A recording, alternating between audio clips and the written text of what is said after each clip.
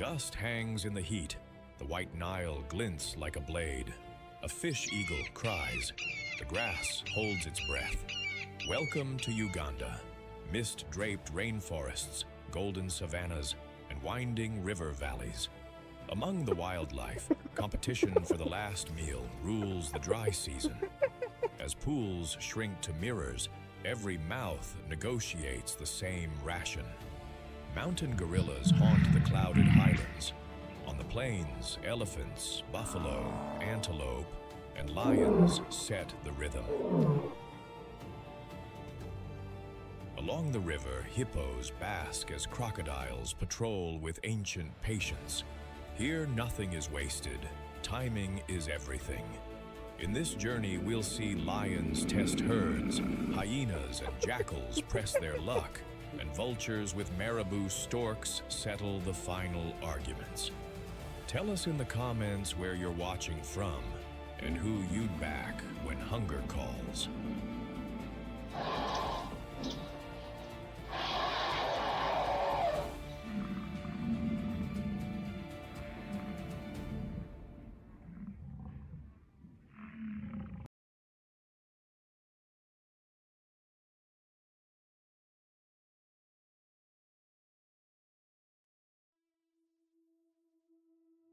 Among the dry season dust, when the grass is shaved to stubble and every mouth counts the minutes to rain, the zebra still steps forward, bold as a billboard.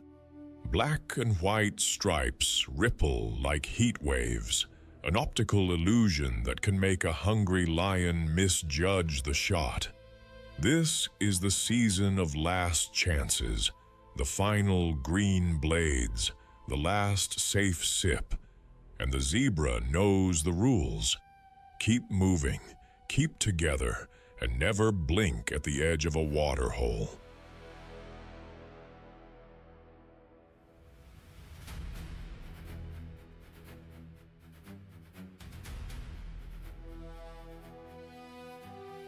Meet the plains zebra of Uganda's Kidipo Valley and the rolling grasslands around Lake Mburo. Iconic, yes, but here iconic has a job to do. In a place where Topi, cob, and buffalo all contest the buffet, zebra are the pioneers of rough forage, the ones who turn brittle stems into momentum for the whole herd. And in the competition for the last meal, their secret weapon is teamwork painted in stripes.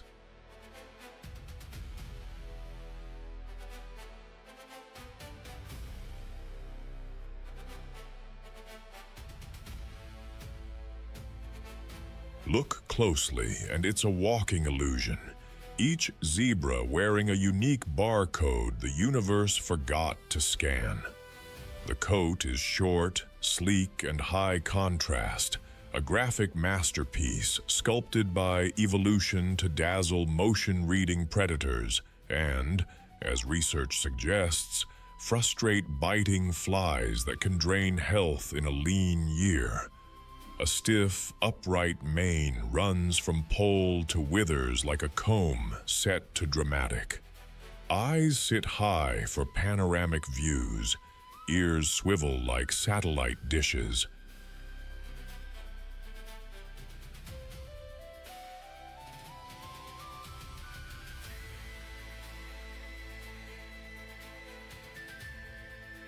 Beneath the pattern is an athlete.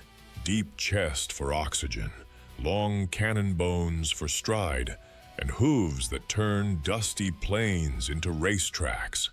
A big gut? That's not a flaw. It's a fermentation chamber. As hindgut fermenters with an enlarged cecum and colon, zebras are built to process coarse, silica-rich grasses other grazers avoid, winning an edge when menus shrink to leftovers. Need a last-ditch defense? Those hind legs are loaded springs. A zebra's kick can rewrite a hyena's dinner plans.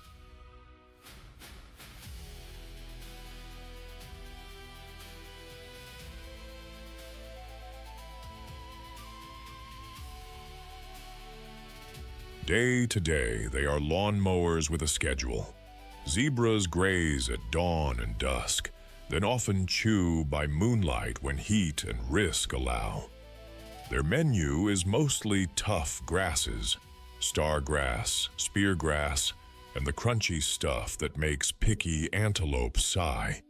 When the dry wind strips the plains, they shift to more fibrous stems, seed heads, and roadside greens, using those steel wire lips to pluck anything vaguely edible.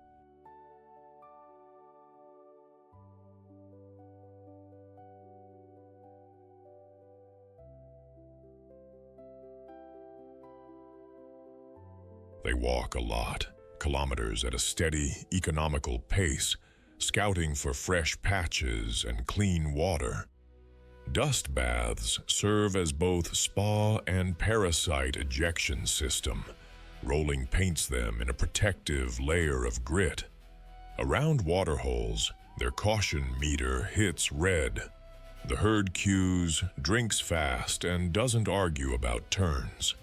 One eye is always on the floating log that suddenly has teeth.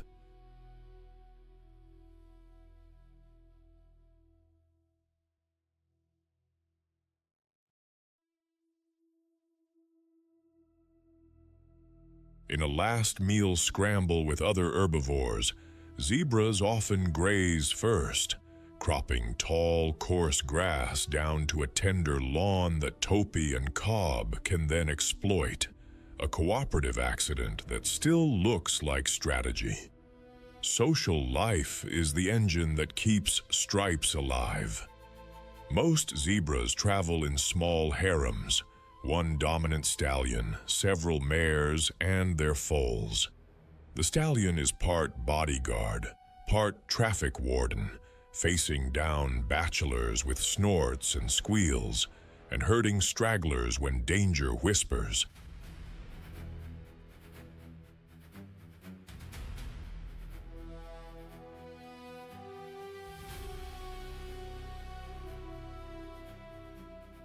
Mares bond tightly, babysit one another's foals, and move like a single thought when the alarm call pops. Foals arrive brownish-striped and wide-eyed. In the first hours, mother and calf memorize each other's pattern, voice, and smell, the world's most elegant name tag. Bachelor groups linger at the fringes, sparring and waiting for a vacancy with the enthusiasm of fans outside a sold-out show.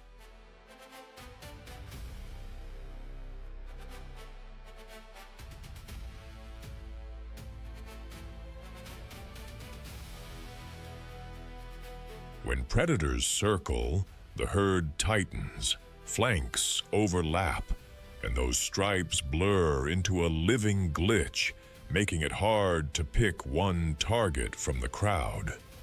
Ecologically, zebras are the rough-cut engineers of the savannah. By mowing coarse grasses first, they open the buffet for more selective grazers, create grazing lawns that attract a parade of species, and fertilize the ground with dung that seeds and feeds insects.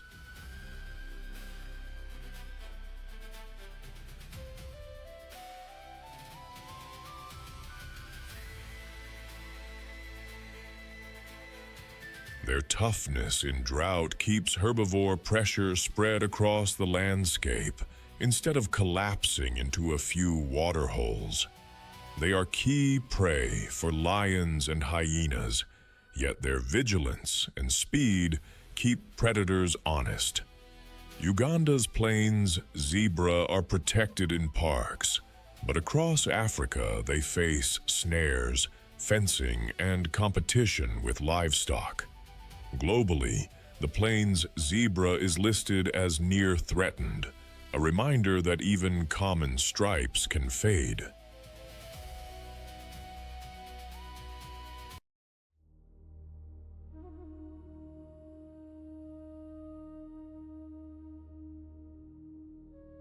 In this final mouthful season, the zebra embodies calm courage, order in the scramble, rhythm under pressure. It's a living reminder that survival isn't only about power, it's about pattern, partnership, and the will to share the last lawn and still run tomorrow.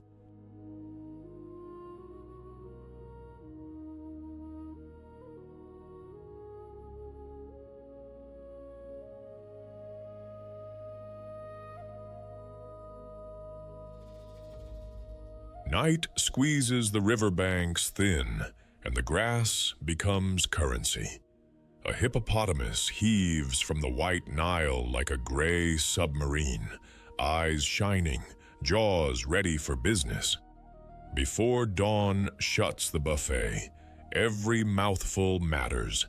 This is competition for the last meal. Meet the hippopotamus of Uganda's calm rivers and lakes, massive, water-wired, and famously misunderstood.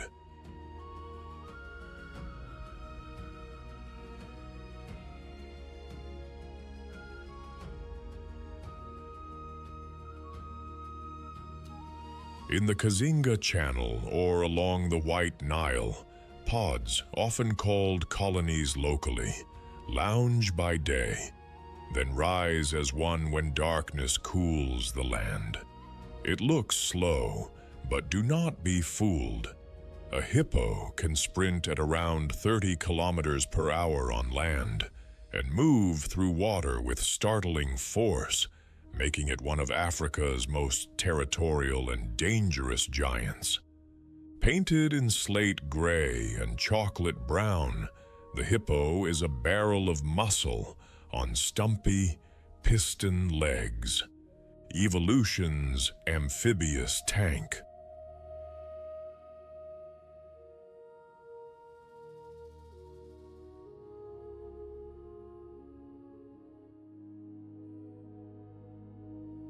Eyes, ears, and nostrils sit high on its skull like periscopes, letting the animal stay mostly submerged while scanning the world above.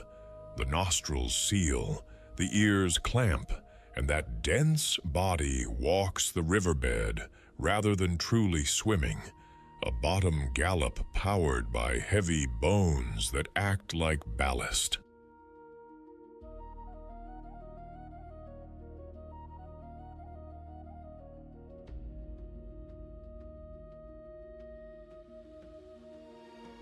Skin up to centimeters thick is nearly hairless and constantly sweats a pinkish fluid, nature's built-in sunscreen and antibacterial film, the so-called blood sweat that prevents sunburn and infection.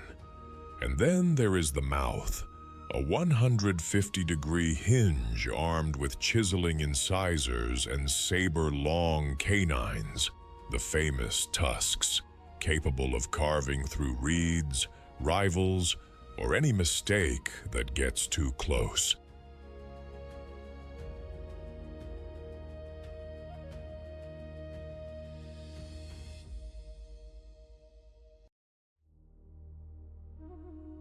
Wide lips mow grass low like a living lawn cutter. A stout tail flicks like a paintbrush when marking territory. Everything here is engineered for a life between heat and water, cool by day, graze by night, and defend the precious channel in between. Daylight is for soaking, dozing, and social politics in the shallows. But when the sun dissolves, the pod rises and files out along hippo highways, polished trails through reeds and scrub to feed.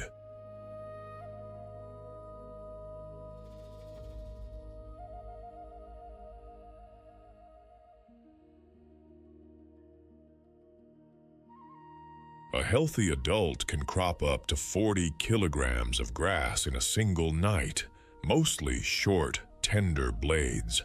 They graze with heads down, sweeping side to side, moving surprisingly fast between patches. When grass thins during the dry season, the competition sharpens. Individuals push farther from the water, sometimes several kilometers, timing their return before sunrise to avoid overheating.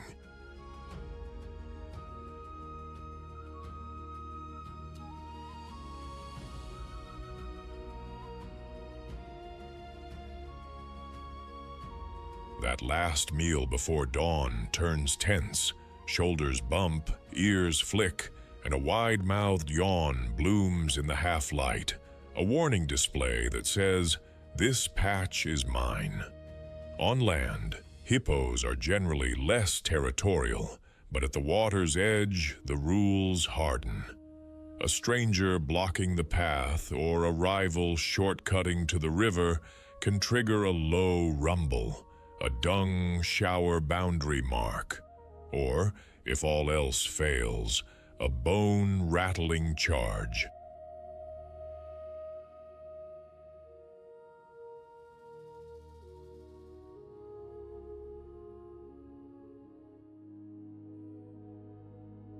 Calm one moment, explosive the next, because in hippo math, full belly plus safe water equals survival. Hippo society gathers under a dominant bull who claims a stretch of river like a landlord with very sharp keys. Females and their calves form the core, with subadult males orbiting the edges, reading the room carefully. Most disputes are solved with theater, gaping, grunting, and side-by-side sizing, because real fights are costly and leave scars you can count from a boat.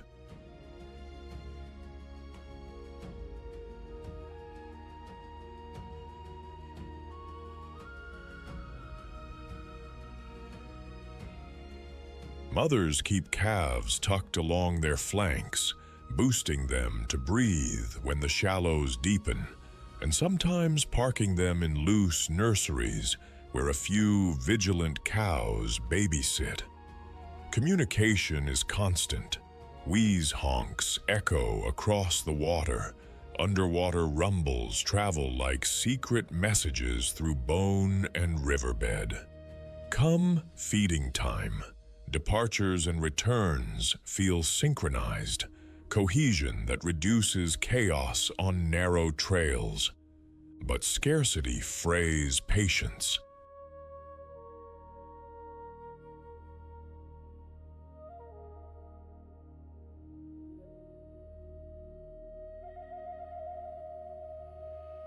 In drought, resting spots shrink, and bulls police access like gatekeepers. That last mouthful of sweet grass can spark a domino of shoves and splashes when everyone tries to beat the dawn. Hippos are nutrient engines.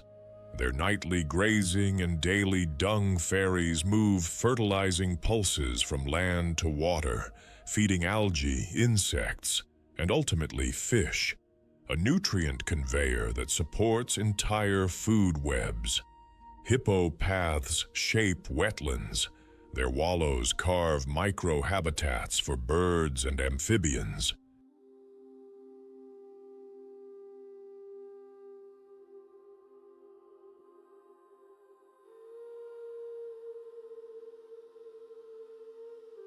Adults face few predators, though calves may fall to lions, hyenas, or crocodiles. The greatest threats are drought, habitat squeeze, and conflict with people along rivers. Though still common in protected Ugandan waters, the species is globally vulnerable, and its future depends on healthy waterways and space to graze. In the hush before sunrise, when the grass is short and the stakes are high, the hippo embodies quiet urgency, power tempered by routine.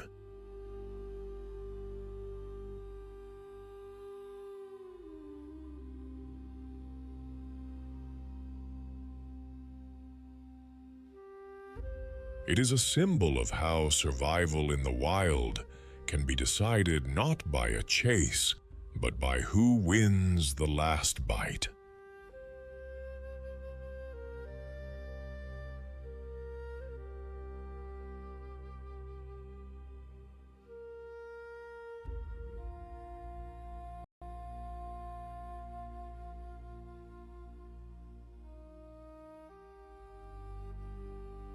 When 6,000 kilograms of gray muscle and ancient memory walks toward the last waterhole, every creature on the savannah pays attention.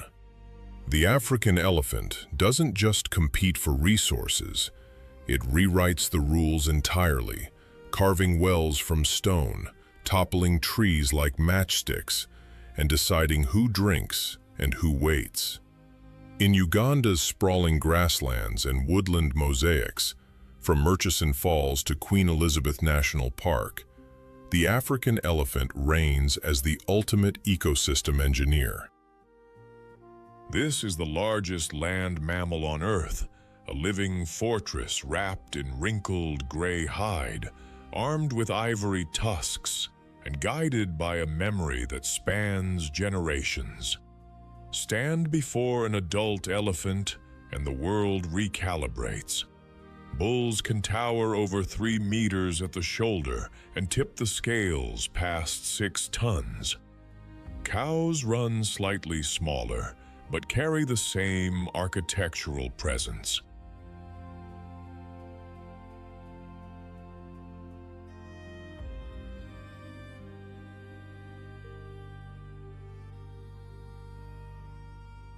Their skin, thick as canvas and textured like ancient riverbeds, shifts from charcoal gray to rust red, depending on the dust bath of choice.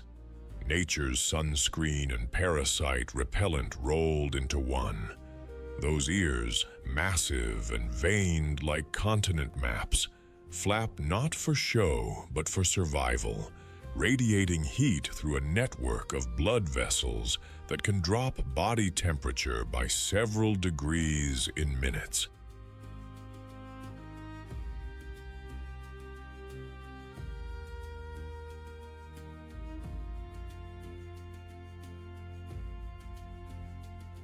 The trunk is evolution's Swiss Army knife, 40,000 muscles working in concert to pluck a single blade of grass, demolish a baobab, or spray a calf with water.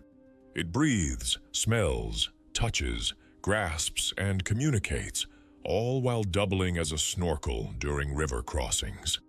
Tusks, elongated incisors that never stop growing, serve as digging tools, weapons, and levers, each pair unique in curve and wear, a biography carved in ivory.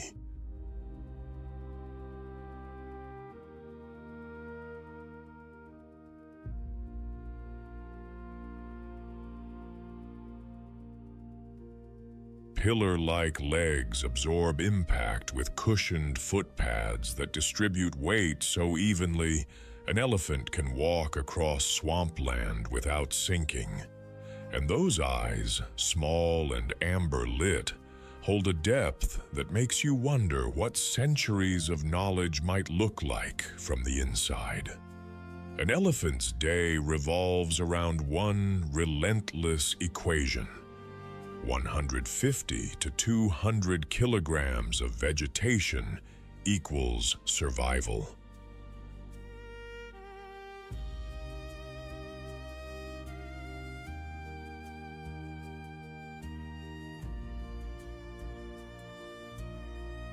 They are living lawnmowers with PhDs in botany, selecting grasses, leaves, bark, roots, fruits, and flowers with discerning trunks. Feeding is a 16-hour marathon punctuated by strategic rest, dust baths, and mud wallows that double as social mixers and spa treatments. When the wet season paints the savannah green, elephants roam freely, feasting on abundance and moving in slow, synchronized parades.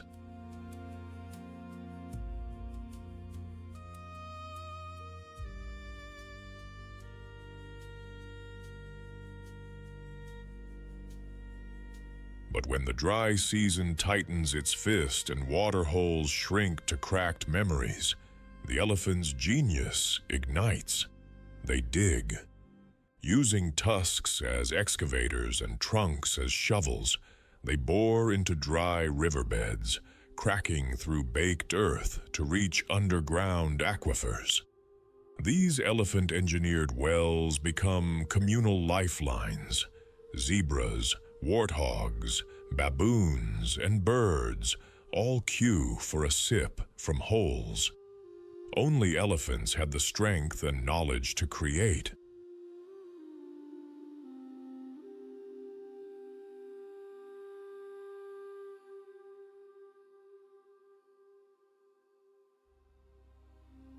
Tree toppling is not vandalism, it's landscape architecture.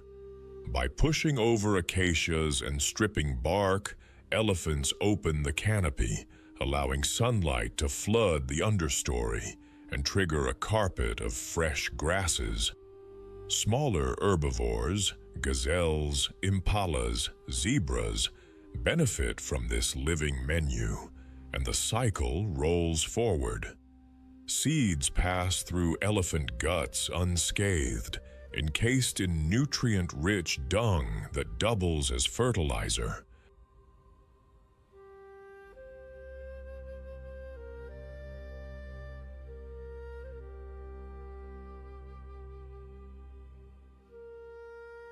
Germination rates for certain trees spike when elephants are the delivery service. One herd, moving across 50 kilometers, can plant an entire forest without ever meaning to. Elephant society is a matriarchy written in dust and memory. Herds center on an older female, the matriarch, whose decades of experience guide every decision. Which water source to trust, when to migrate, how to read storm clouds on the horizon, and which humans mean harm.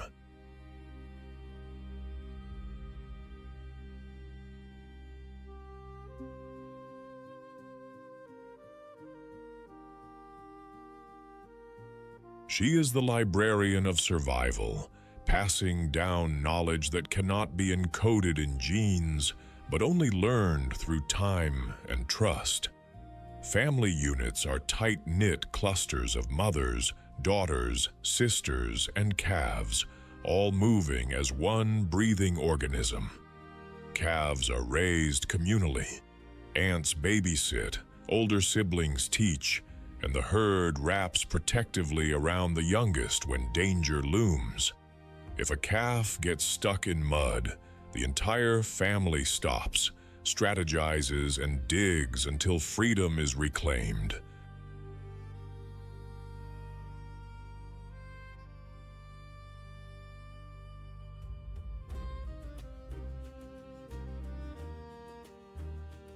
Communication is a symphony played across frequencies.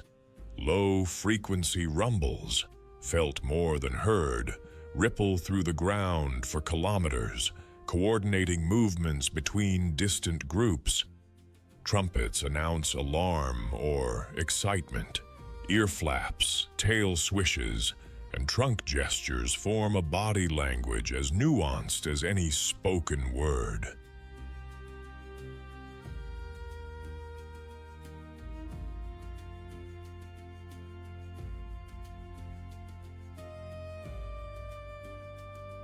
Bulls leave the herd in adolescence, forming loose bachelor coalitions or wandering solo, rejoining females only during musth, a hormonally charged state where testosterone surges and aggression spikes. Musth bulls are walking thunderstorms, temporal glands streaming, urine dribbling, tempers short. Other males give them space. Matriarchs assess them with surgical precision. Mating is brief but competitive, and the strongest, most experienced bulls win breeding rights.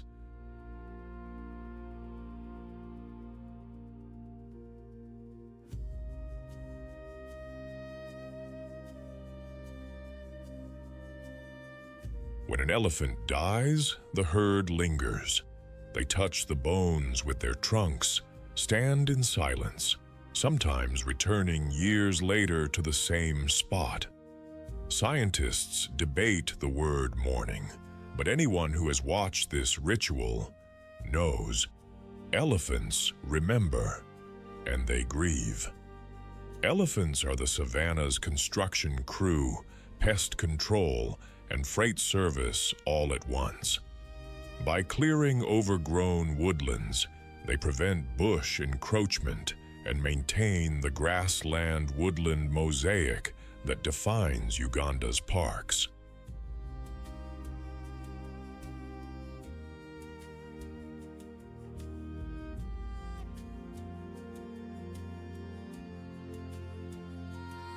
Fire follows their trails.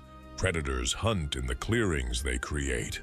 Their dung supports entire insect populations, which in turn feed birds, reptiles, and small mammals. Dung beetles roll elephant offerings into perfectly sculpted spheres, nature's recycling program in motion. During droughts, elephant-dug wells are the difference between survival and mass die-offs for dozens of species.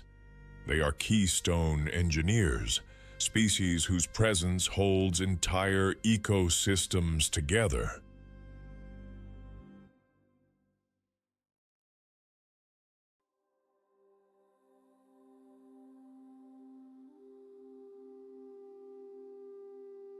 Remove them, and the structure collapses. Yet adaptation comes at a cost. Poaching has decimated populations across Africa. Uganda's herds are healthier than most, but the scars remain. Tuskless elephants, once rare, are now more common in areas where ivory hunters selected heavily for large tusks, a brutal form of unnatural selection. Human-elephant conflict simmers wherever farms meet migration routes.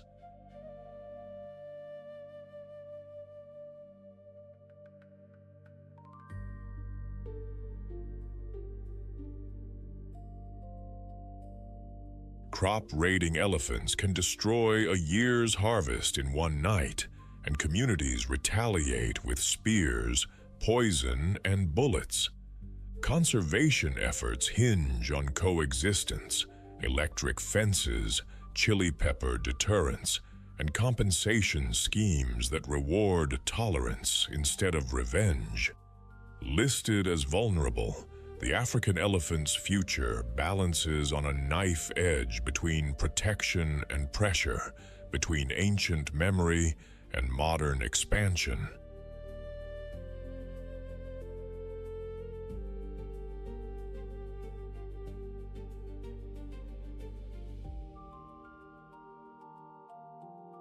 In a landscape defined by competition for the last meal, the last drink, the last safe corner, the African elephant does not merely survive.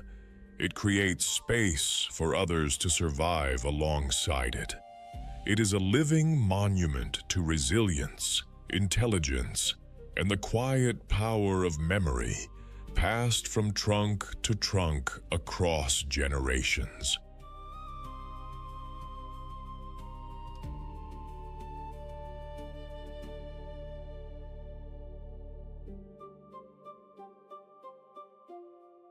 To watch an elephant herd move through golden light is to witness the savannah's heartbeat made visible, slow and unstoppable, carrying the weight of the world with grace that defies gravity.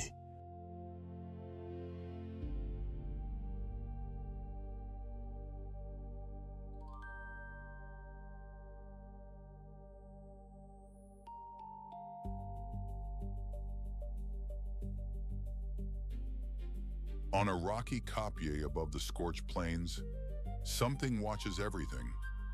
Not a predator with fangs, something smarter. Eyes that calculate, hands that build, voices that carry politics and danger warnings in the same breath.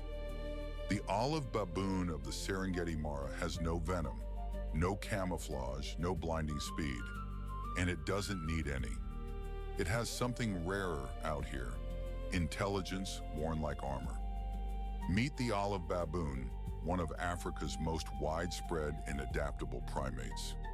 Ranging from the Serengeti's open grasslands to the dense woodlands of the Mara River corridor, they thrive in landscapes that would exhaust specialists.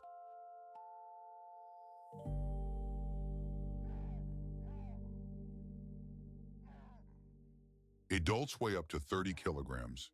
Males wear a thick, shaggy mane of olive gray fur and carry canine teeth longer than a leopard's. Females are lighter, leaner, and run the social world.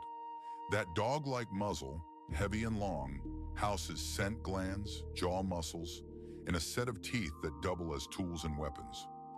Dark, intelligent eyes sit close set under a heavy brow that furrows like a general reading a battlefield. Hands are almost human in their precision, opposable thumbs that peel bark, crack acorns, lift stones, and hold infants with equal delicacy. A bare, colorful rump signals social status and reproductive condition without a single word.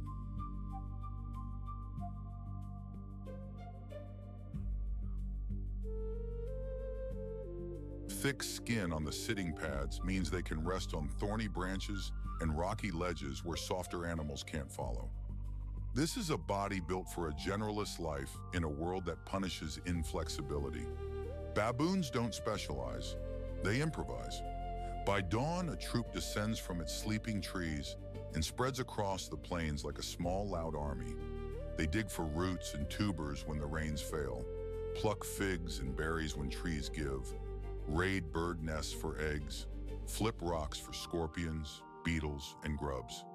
They will chase down a young gazelle or vervet monkey when the opportunity presents itself. A hunt that is coordinated, fast, and surprisingly ruthless.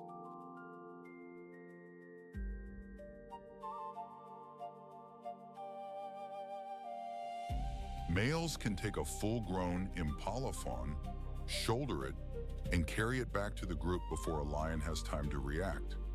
Their diet is a 40-item menu written in chalk, always subject to revision. Water smart, they can survive in semi-arid country by reading dry riverbeds, digging shallow wells with cupped hands where others see only cracked mud. Predators are the constant tax. Leopards are their oldest enemy, hunting at night and from above. A large male baboon is a genuine threat in return, and leopard hunts on baboon troops sometimes end with the leopard retreating.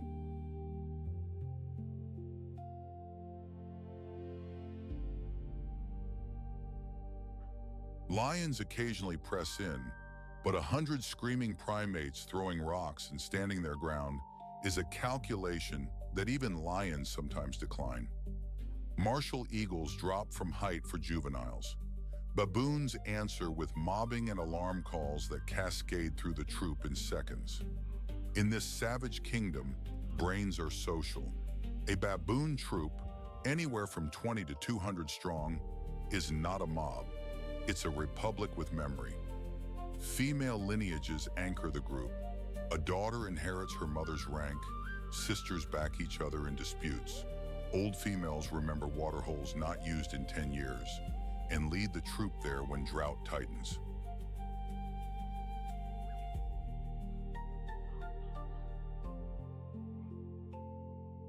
Males arrive from outside, working their way up through coalition politics, grooming powerful allies, tolerating infants to signal peaceable intentions, then challenging above them one rung at a time.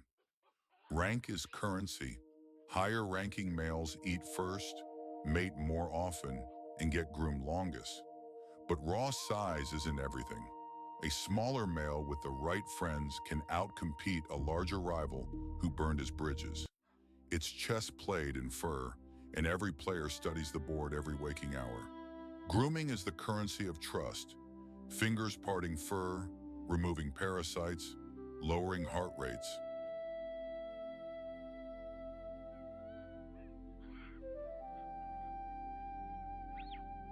Research shows that females with more grooming partners lose fewer infants to predators. Social bonds are literally life insurance. Infants are born black, an advertisement that triggers care from almost every adult in the group. Even gruff males carry the small dark bundles, offering them as social shields when approaching dominant rivals. The troop communicates in a rich vocabulary, at least 30 distinct vocalizations, from the soft two-phase grunt that says all clear to the explosive wahoo bark that says leopard now, run. Facial expressions mirror those of humans. A lip smack means friendliness. A yawn shows those canines and means back off. A fear grimace is submission.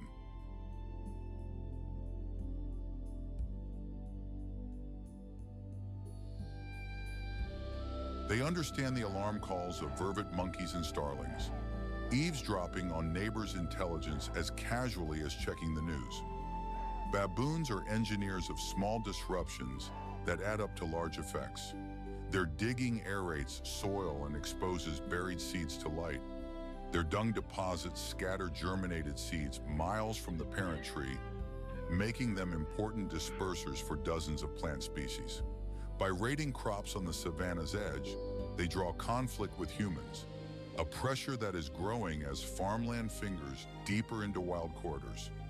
They are prey for leopards, lions, crocodiles at river crossings, and large eagles, feeding the full pyramid.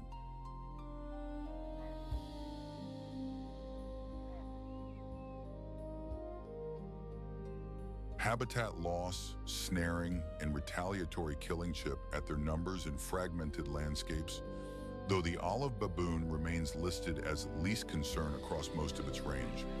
Where wilderness is intact and human pressure is managed, they persist and even expand. The ultimate proof that intelligence and adaptability can write a longer story than any single specialization. In a land where survival usually belongs to the fastest, the most venomous, or the most massive, the baboon earns its place by being the most aware. It embodies something the savage kingdom rarely advertises: that knowing your world, who is hungry, who can be trusted, where the water hides, can outrun claws on any given day.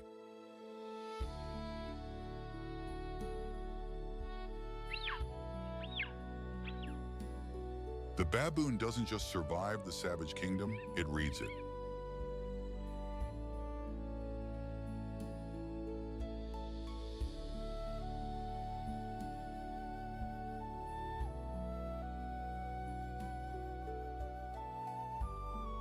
Dawn runs a hot finger across the savannah, and the painted wolves wake as one.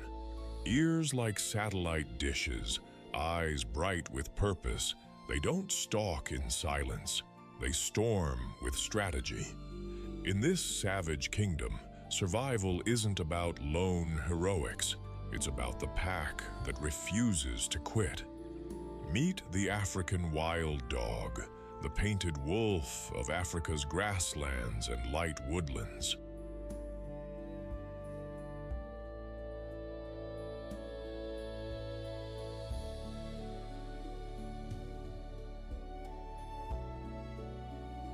Weighing around 66 pounds, with rounded ears and a patchwork coat no two dogs share, it looks like a creature painted by accident and perfected by endurance. It lacks a lion's bulk or a cheetah's burst, but it carries a more dangerous weapon: relentless cooperation. This hunter is sculpted by evolution for the long game. Slim and long-legged, with a deep chest that houses powerful lungs, it's built to turn miles into moments.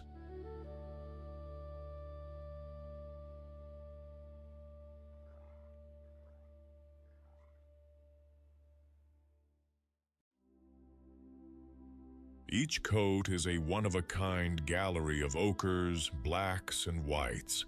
That chaos of color acts like visual static, scrambling edges when the grass starts to fly.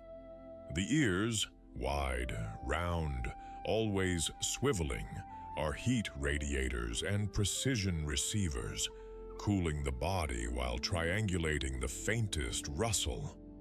A white-tipped tail flags through tall grass, a living baton to keep the team in sync. Look down at those feet. 4 toes, no dew claws.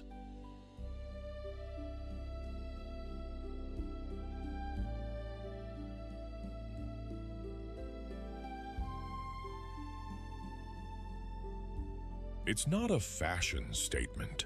It's weight saved and snag risk reduced for long-distance efficiency. Short, sparse fur sheds heat fast.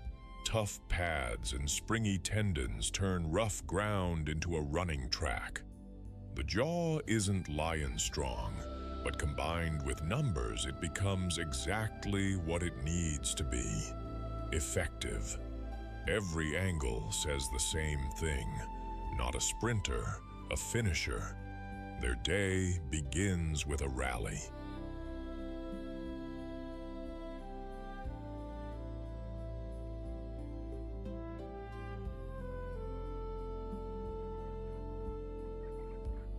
The pack gathers in a whirl of tail wags, muzzle kisses, squeaky chirps, and yes, those famous sneeze votes that seem to settle the question. Hunt now or later? It looks like a party. It's actually logistics. At first light and again near dusk, they fan out, reading tracks and wind, then morph into a moving machine. Unlike the explosive ambushes of cats, wild dogs wage a marathon.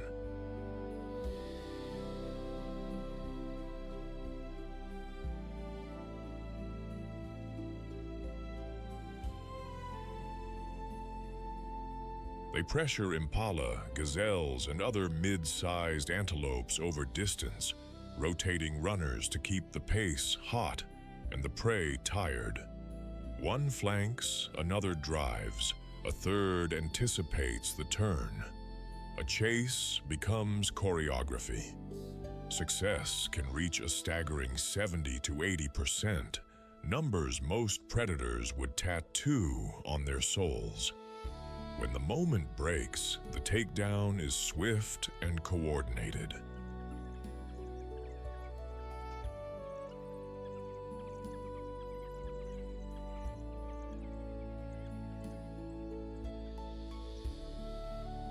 They feed immediately, sometimes while the prey is still painfully alive. Not cruelty, but strategy against hyenas and lions that would steal everything if given time. By midday, heat pushes them into shade. Play fights and grooming knit bonds. Sentinels keep watch. And if pups are at a den, a rotating babysitter stays behind, the unsung hero of every hunt. This is a society that runs on respect rather than fear.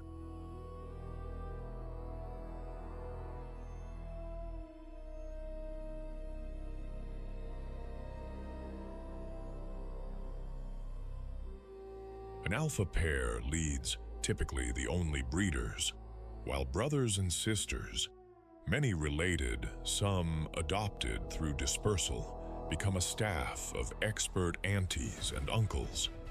Packs can swell past 20, and roles emerge not as rigid ranks, but as talents. The flanker with razor turns, the anchor with iron stamina, the scout who reads wind like a map. Communication is constant. Trills, twitters, soft whines, and that white tail held high to signal direction in chaos.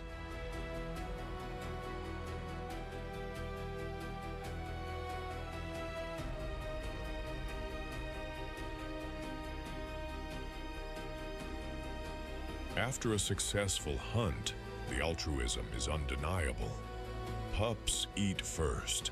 Injured or elderly members get priority too, as healthy hunters voluntarily regurgitate meat for those who stayed behind.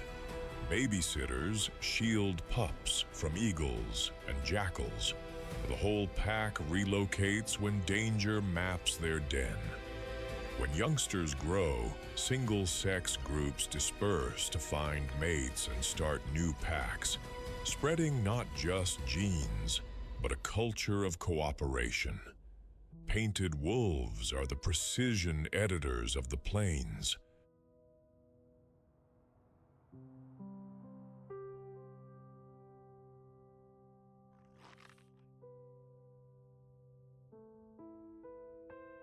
By favoring weak, sick, or unwary prey, they help keep herbivore populations healthy and moving, trimming disease and shaping where grasslands recover. Their swift feeding leaves clean leftovers for vultures and jackals, turning one kill into a feast for many. They den in old aardvark burrows, recycling architecture like pros. But their world squeezes. Lions and hyenas wage constant turf wars. Snares and roads cut corridors. Disease, rabies, distemper can scythe through entire packs.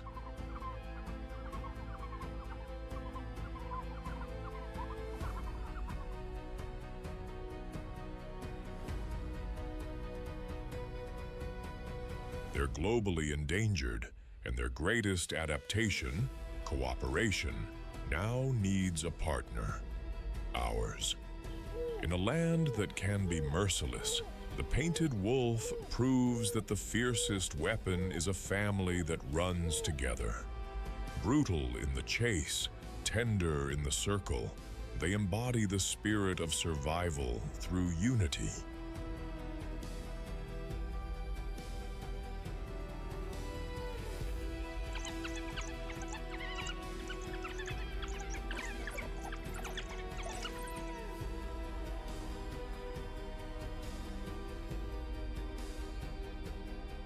The grass is brown as toast. The trees rattle with empty pods, and every hoofprint points to the same shrinking patch of green.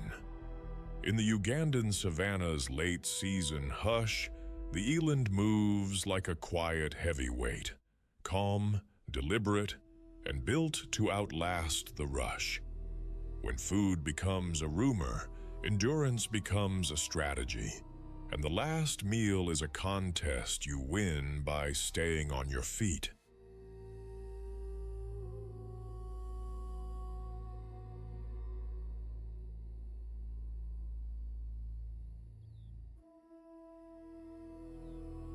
Meet the eland antelope, the largest antelope in Africa, and a master of dry season economics across Uganda's open savannas and bushy hills. It's instantly recognizable by its massive frame, pendulous dewlap, and elegant corkscrew horns that curve skyward like carved ivory. Where Impala sprint and scatter, the eland plays the long game. Heat-tolerant, energy-efficient, and tall enough to browse a buffet most others can't reach.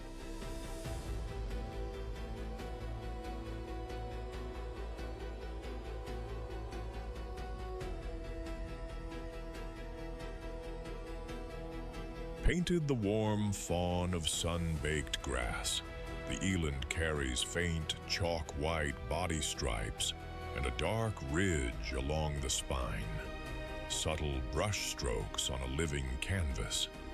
Mature bulls deepen in color, with a smudge of bluish-black on the forehead and heavy neck hair that shades and signals strength.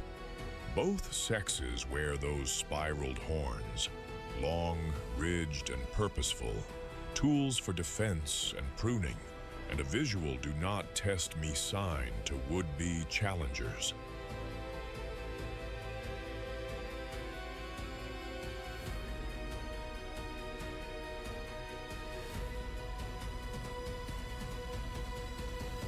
A broad, pendulous dewlap hangs from the chest, not a fashion statement, but a radiator. Extra surface area to shed heat in fierce sun. Listen closely as it walks. That faint tapping is the famous Eland knee click, tendons snapping over joints, an accidental metronome that might advertise size and confidence without a fight. Standing up to 1.7 meters at the shoulder, this antelope simply out-talls many competitors, snagging leaves and seed pods beyond reach.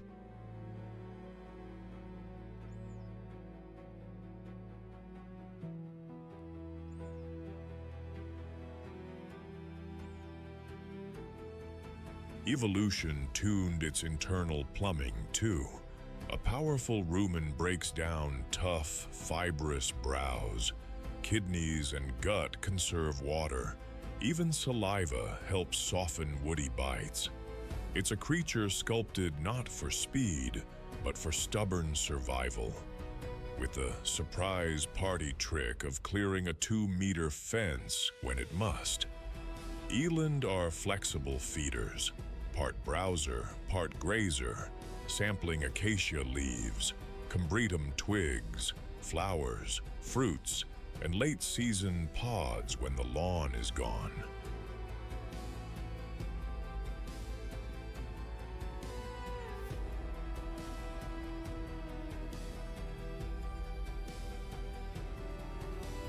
In the dry months, they shift upward, working higher branches and plucking what others can't touch with a long, prehensile tongue and careful lips. Dawn and dusk are their prime hours, when the heat eases and scents carry. The hottest noon belongs to shade, cud, and patience. They'll walk far on a rumor of rain, reading fresh shoots with their noses and tracking distant storms like botanists with hooves. Competition for the last meal isn't a sprint, it's a chess match.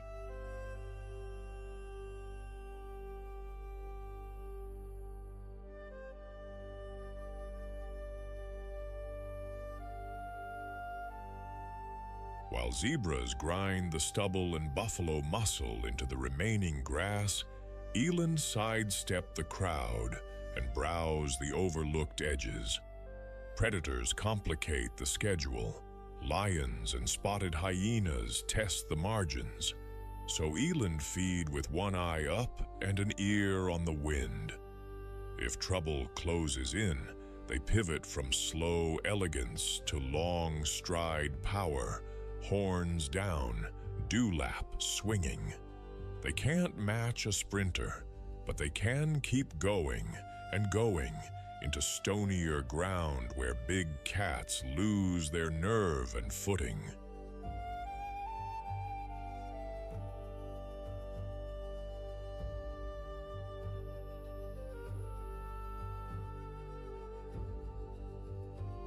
These antelopes favor small, loose family parties, females with calves, sometimes linking up into modest bands when food scatters thin. Bulls drift on the periphery or travel in gentlemen's clubs of 2 or 3, meeting and parting with the season's mood. Dominance runs on quiet rituals, lateral displays that show off horn length, slow parallel walks, a few horn clacks, and that steady knee click. Hear this? Big unit coming through. Fights happen, but often posture settles the bill.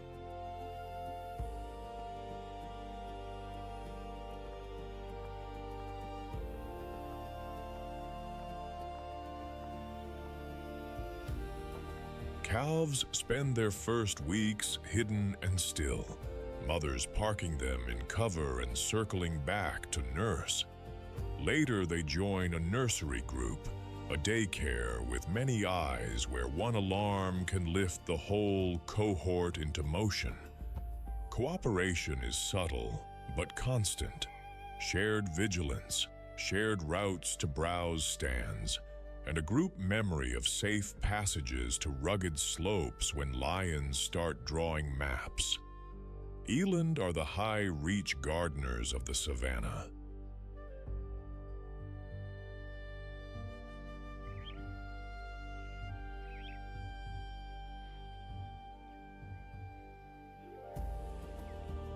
by pruning shrubs and cracking seed pods. They shape woody growth and ferry seeds across long distances in a traveling compost system. Their ability to live on dry, nutrient-poor browse relieves pressure on short grasses when times are lean, smoothing the famine feast cycle for the whole herbivore crowd. They are also key rations for apex predators, stitching energy back up the food web.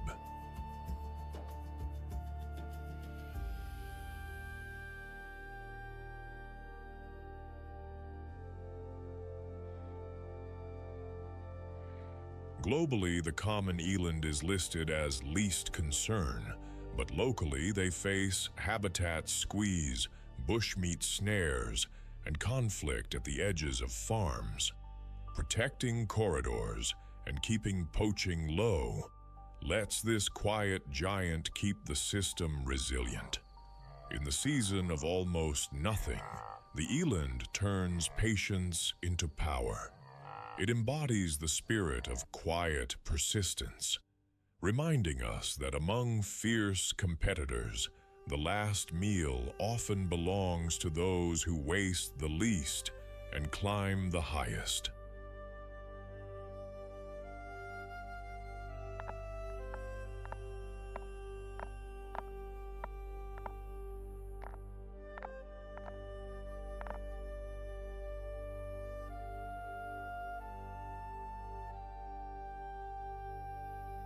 Dust lifts off the savannah like breath from a sleeping giant. Then the thunder starts, the hooves of Cape buffalo rolling like distant drums under a copper sky. In a realm where teeth write the rules, these herbivores answer with a wall of horn and a plan. Meet the Cape buffalo, Synchorus Kaffir, the heavyweight grazer of Africa's floodplains, woodlands, and open savannas. Bulls can tip the scales near 2,000 pounds, all muscle and momentum.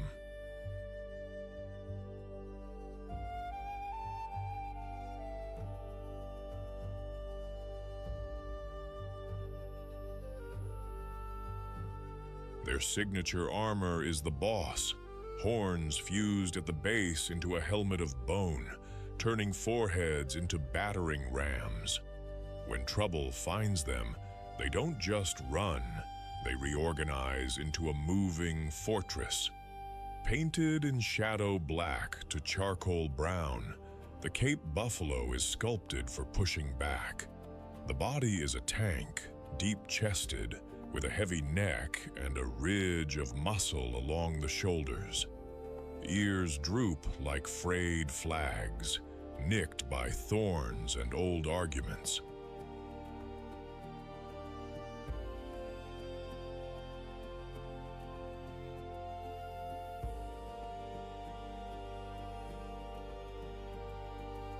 The horns sweep outward and curl inward, meeting at the boss, a thick, knuckled shield that takes the hit so the brain doesn't. Older bulls wear broader, battle-scarred bosses. Cows carry slimmer arcs, elegant but still formidable. Sparse hair sheds heat, thick skin, and a subcutaneous fat layer, blunt bites and brush. Splayed hooves act like natural snowshoes on mud-soaked floodplains, spreading weight so a half-ton body doesn't sink.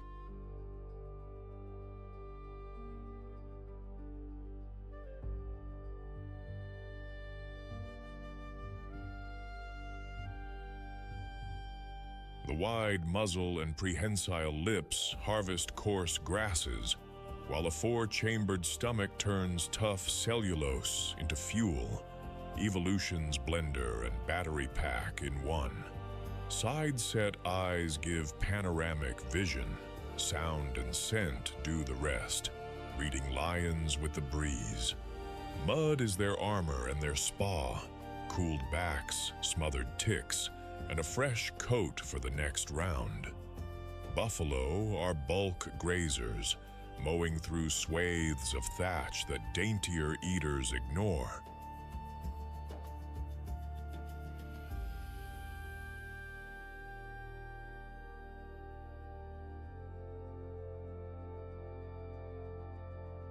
They follow the rain lines, mapping green up across the landscape, and drink often.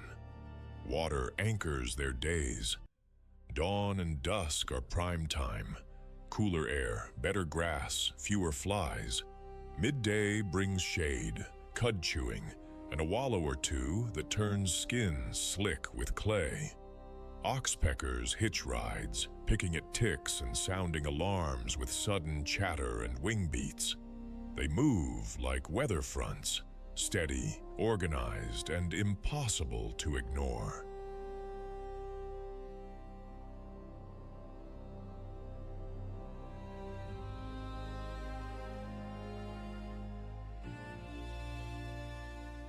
Trails groove into the earth, highways of hooves that other animals borrow. When danger approaches, the mood flips from graze to guard in seconds. Calves slide inward, mothers close ranks, and the big bulls drift to the edge where the horizon matters most. If a lion tests the line, the answer can arrive at 34 miles per hour with a horn-led opinion. Yes, a buffalo can toss a lion clean off its feet. Sometimes the hunter becomes the cautionary tale. Still, not every day is a duel.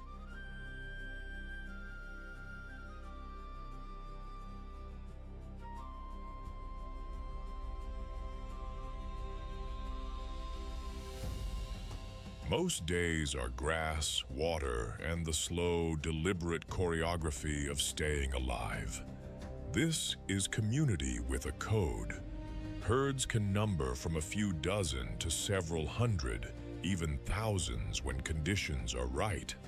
Cows and their calves form the core, guided by experienced females who remember where water holds out and which crossing points end badly. Bulls orbit, sometimes in bachelor bands, sometimes embedded as living shields.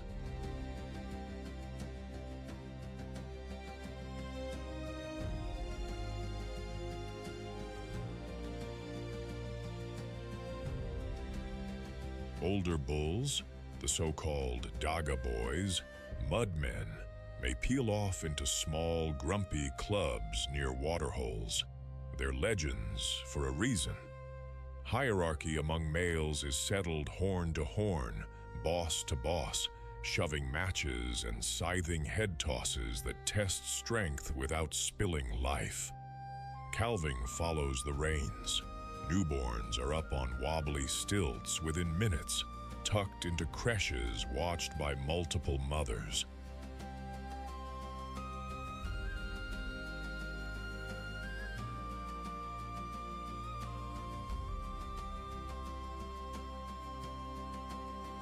Communication is a vocabulary of grunts, coughs, and low bellows.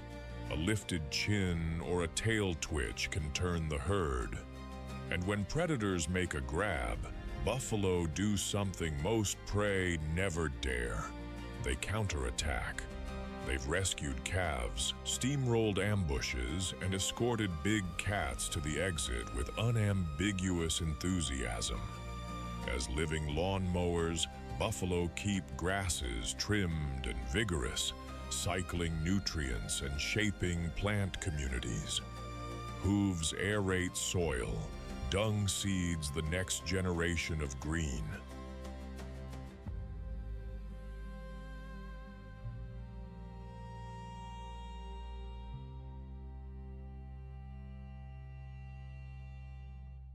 Their wallows become rain traps and miniature wetlands, nursery pools for frogs and dragonflies. Oxpeckers and cattle egrets trail them for food and warnings, a mobile ecosystem on the move.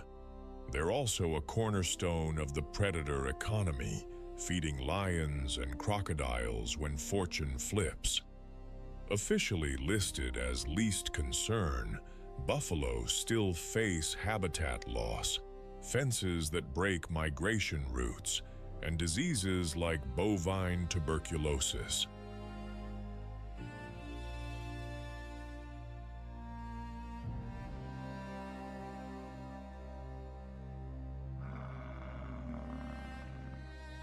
What protects them best is what defines them: numbers, cohesion, and a boss built like a helmet.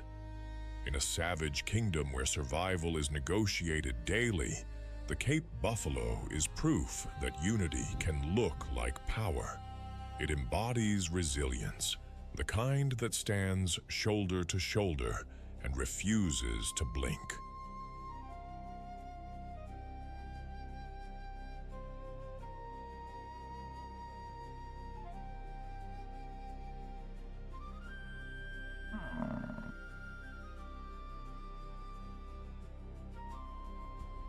Above the acacia canopy, where most browsers can only dream, one animal turns altitude into an art form. Meet the Rothschild giraffe, Uganda's skyscraper with a heartbeat, dining where the air thins and competition drops away like yesterday's gossip. In the golden sprawl of Uganda's savannas, Murchison Falls, Kadipo Valley, and the scattered woodland edges, the Rothschild giraffe commands attention not by roaring, but by simply standing up.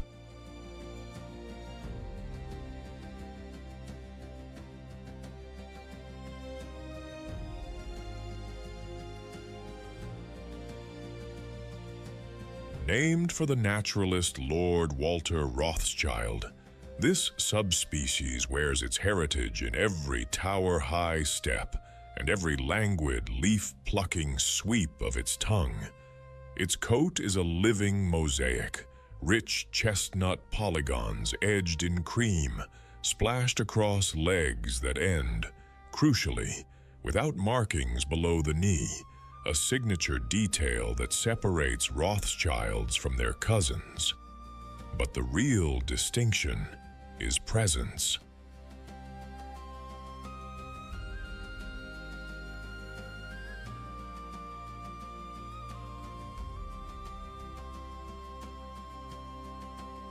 Where other herbivores jostle at shoulder height, the Rothschild giraffe operates in a league of its own, literally. Standing up to 18 feet tall, this giraffe is engineered like a biological crane, every inch sculpted by the physics of reaching high and living higher. The neck alone stretches 6 to 7 feet, supported by just 7 vertebrae. The same number humans have, only each one is the size of a dinner plate.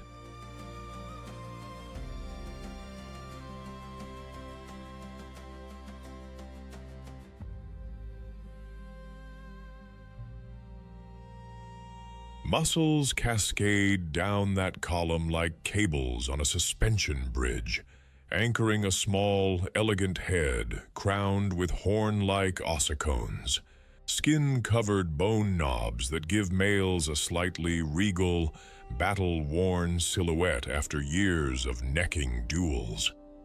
The legs are impossibly long and slender, yet load-bearing marvels, each hoof splayed wide to distribute weight and navigate uneven ground with a gait that looks like slow-motion poetry.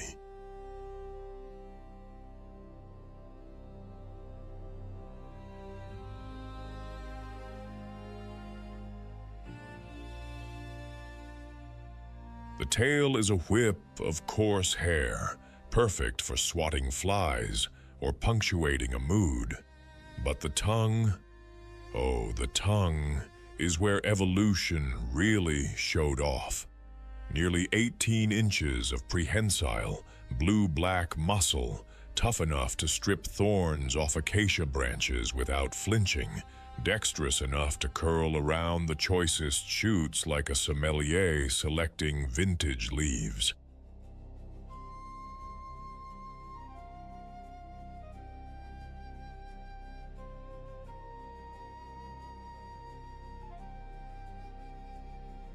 The coat's pattern is more than decoration. It's camouflage and thermoregulation wrapped into one, breaking up the giraffe's outline in dappled light and radiating heat through a network of blood vessels just beneath the skin. Eyes sit high and wide, granting nearly 360-degree vision, while long lashes protect against dust and the occasional thorn ricochet.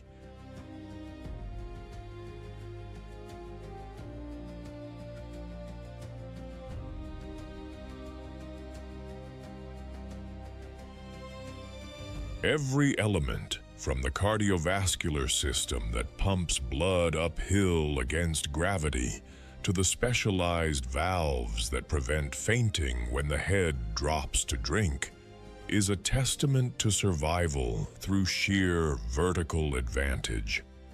Daylight belongs to the giraffe. Mornings open with a slow, deliberate patrol through acacia groves and mixed woodland, the head swiveling like a periscope, scanning both canopy and horizon. Feeding is the core ritual.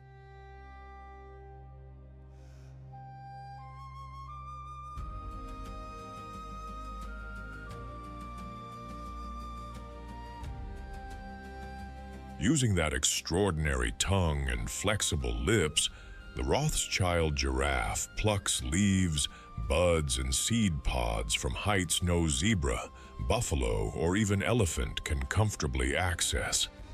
Acacias are the main course, mimosa, whistling thorn, and umbrella varieties. But the menu adapts: wild apricot, desert date, and whatever the season offers at the top shelf. Thorns are no obstacle. The tongue dances between them, the thick saliva acting as both lubricant and antiseptic.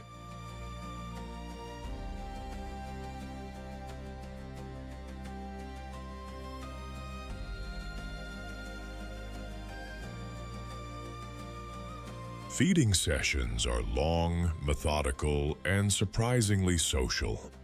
Giraffes often browse in loose aggregations, not herds in the strict sense, but gatherings of opportunity where half a dozen individuals might share a grove, each claiming a personal feeding zone within earshot.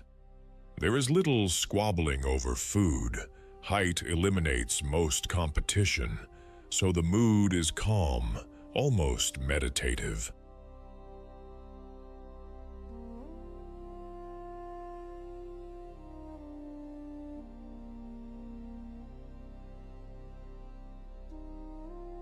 Between meals, they rest in partial shade, standing upright, occasionally chewing cud like thoughtful philosophers. Sleep is a luxury measured in minutes, taken in short bursts, sometimes lying down with the neck folded back in an S-curve that looks uncomfortable, but is apparently giraffe ergonomics. Drinking is the dramatic exception. To reach ground-level water, a giraffe must splay its front legs wide and lower its neck in a vulnerable, yoga-like stretch.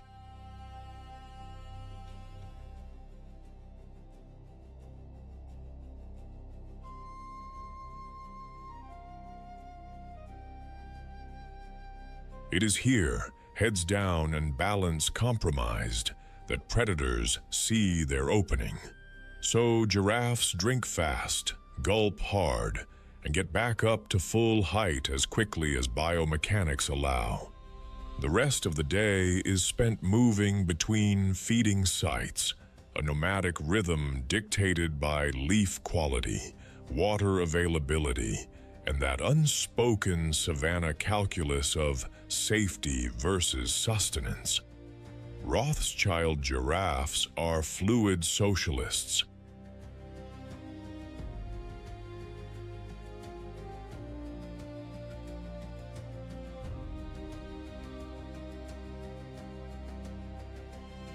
There are no rigid herds, no permanent memberships, just flexible associations that shift like cloud formations.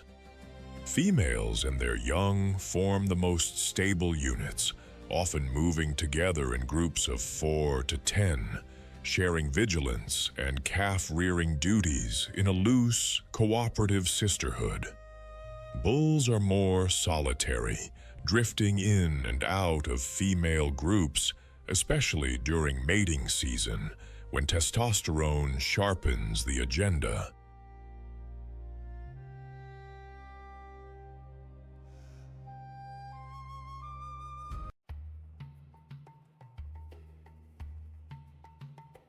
Dominance among males is settled through necking, not the romantic kind, but full contact sparring, where two bulls stand side by side and swing their necks like medieval flails, heads thudding into ribs, shoulders, and flanks with sounds that echo across the plains.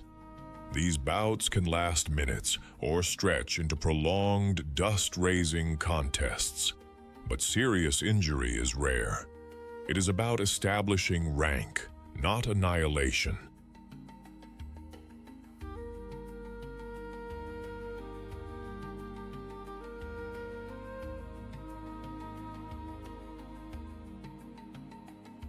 The winner earns mating rights, the loser walks off with bruised pride and maybe a limp.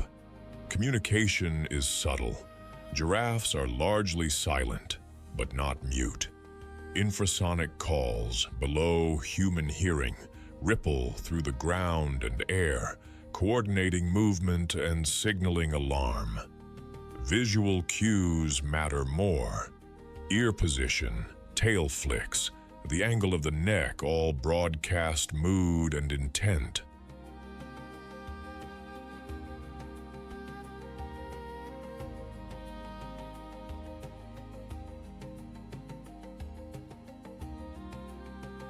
Calves are born after a 15-month gestation, dropping 6 feet to the ground in a gravity-assisted entrance that would flatten most mammals, but somehow works for giraffes. Within an hour, the newborn is standing. Within a day, it is keeping pace with the group, albeit on wobbly stilts. Mothers are attentive, but not helicopters. They leave calves in creches, supervised clusters watched over by 1 or 2 females, while the others feed nearby.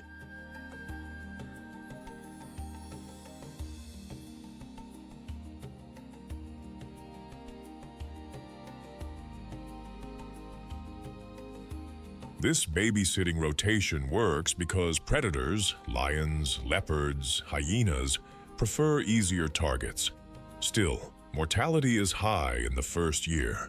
Those who survive grow fast, fueled by rich milk and an instinct to stay close, stay quiet, and always, always look up. The Rothschild giraffe is a landscape architect working from the top down.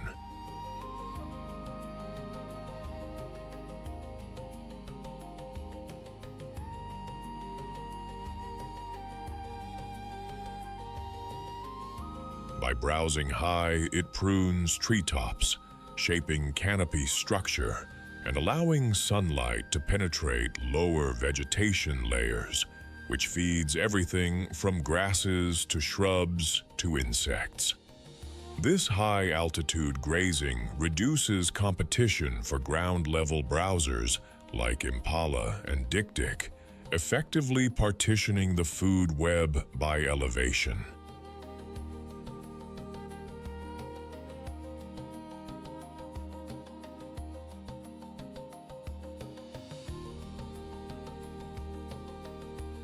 Their dung is a nutrient bomb, scattering seeds across kilometers of savannah, often in places no other herbivore reaches, aiding forest regeneration and plant diversity.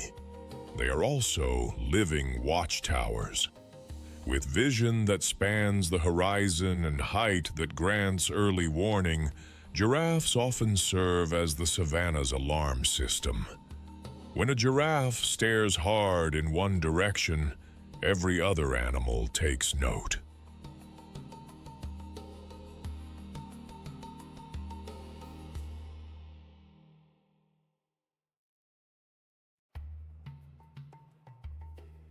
Evolutionarily, they are marvels of biomechanical problem-solving, cardiovascular adaptations that prevent stroke when bending down, specialized jugular veins with one-way valves, a heart the size of a basketball pumping blood at pressures that would rupture most mammals. Yet, despite these strengths, the Rothschild giraffe is endangered. Habitat loss, poaching for meat and tails, and human-wildlife conflict have slashed populations.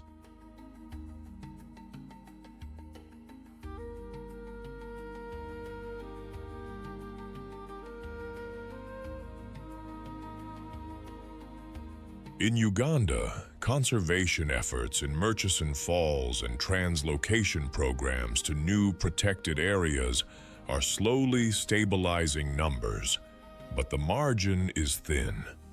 Every giraffe counts, literally. Monitoring, anti-poaching patrols, and community-led conservation are the scaffolding holding this subspecies upright. In a world where competition for the last meal can turn brutal, the Rothschild giraffe found a loophole. Go higher.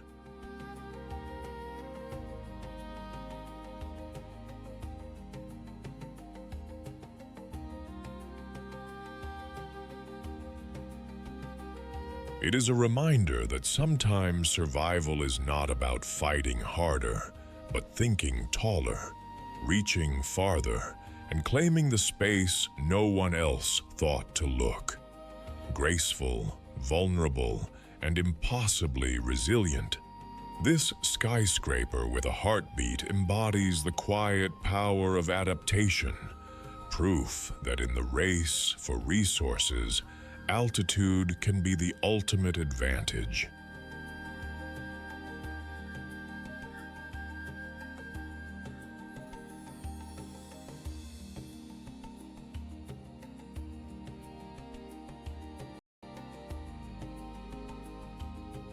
Late light leaks across the Ugandan savannah, and the grass turns to copper wire.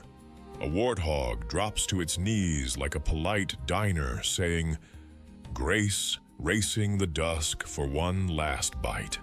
Hyenas stir, baboons chatter from the fringes, and the clock runs fast. In this heat-baked arena, the final mouthful is a contest you either win or outrun. Meet the African warthog of Uganda's open plains and light woodlands, from dusty flats to scattered thorn scrub.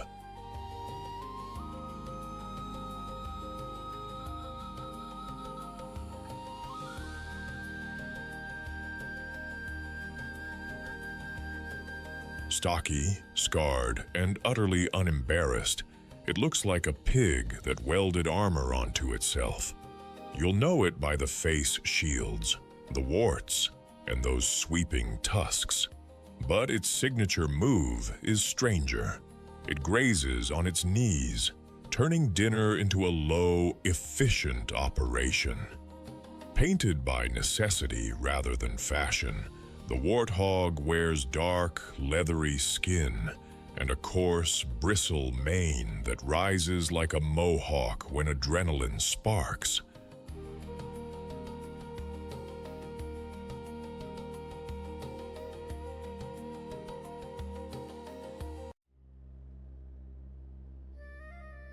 Boars can top 100 kilograms, thick through the shoulders, with a neck like a battering ram and a flat, muscular snout made for plowing into reluctant earth.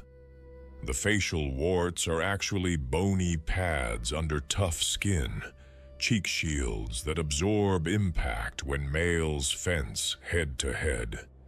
2 pairs of tusks curl from the jaws, elegant upper crescents for display and defense, and shorter razor-edged lowers that do the real cutting in a pinch.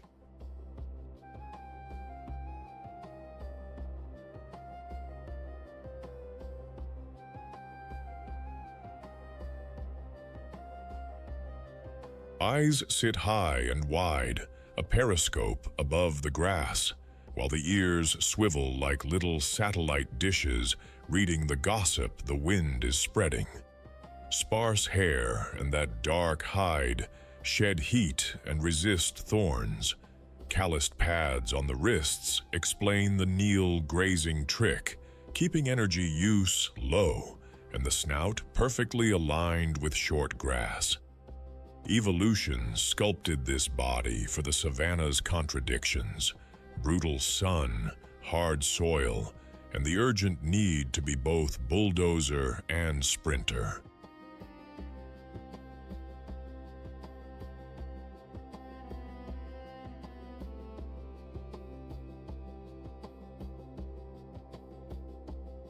By day, the warthog is a practical forager, a specialist in tough menus others skip.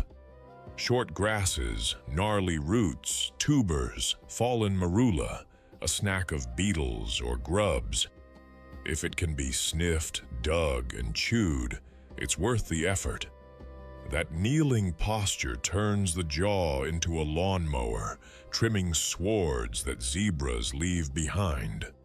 When the dry season pinches and the pantry thins, the warthog's snout becomes a backhoe, breaking crusted earth to reach bulbs no one else can touch.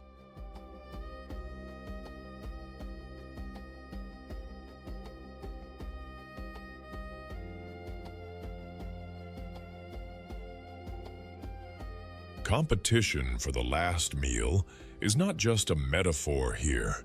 At day's end, you'll see baboons inching closer to the same patch of tender grass, antelope nosing in, and a hyena skirting the edge, all weighing the risk of lingering. The warthog knows the schedule too. It feeds hardest in the cool morning and late afternoon, then hesitates. One more mouthful or the safety of a burrow.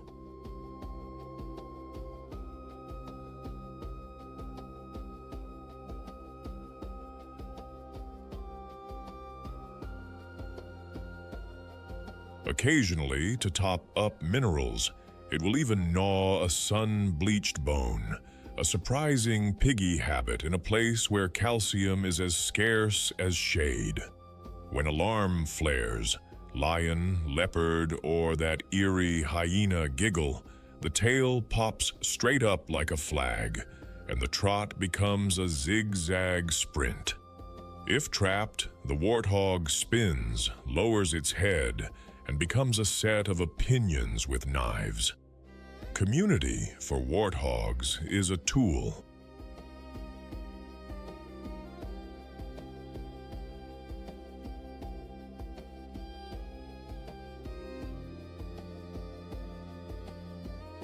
Females and their young form sounders, tight, cooperative squads that share vigilance and babysitting around favorite burrows, often ones renovated from aardvark architecture. They reverse park at night, tusks out, an attitude at the door that says, "Try us." Piglets arrive after about 5 to 6 months of gestation, striped and already equipped with hurry.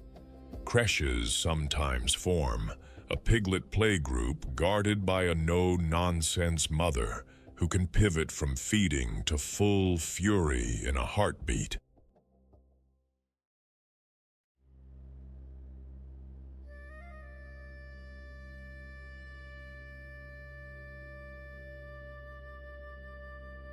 Adult males live solo or in loose bachelor clubs, visiting when mating season stirs the air. Their duels are armored shoving matches where those facial warts really earn their keep. Communication is all grunts, snorts, and tail semaphore, subtle shifts that say spread out, bunch up, or we run now. Even cooperation has limits in the dinner rush. A dominant sow will shoulder her way to the best tuft, and juniors learn to read the room or get nudged aside.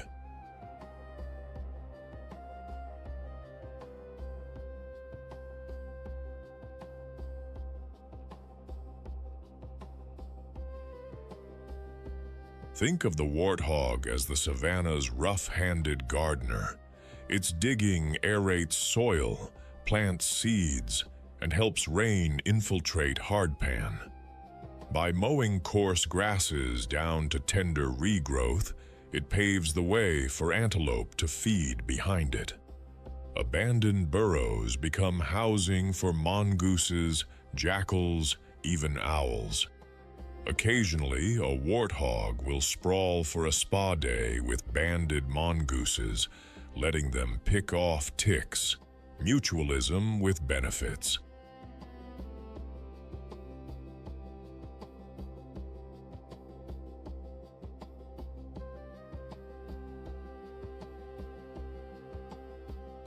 Listed as least concern, warthogs still run a gauntlet of snares, habitat squeeze, and fast-moving diseases.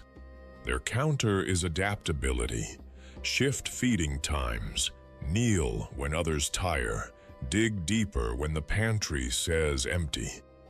In the last light, when every creature is bargaining for one more bite, the warthog keeps winning with grit, timing, and a good exit plan. It embodies the spirit of Uganda's wild, brave when cornered, humble when smart, and always ready to make the most of a hard-earned meal.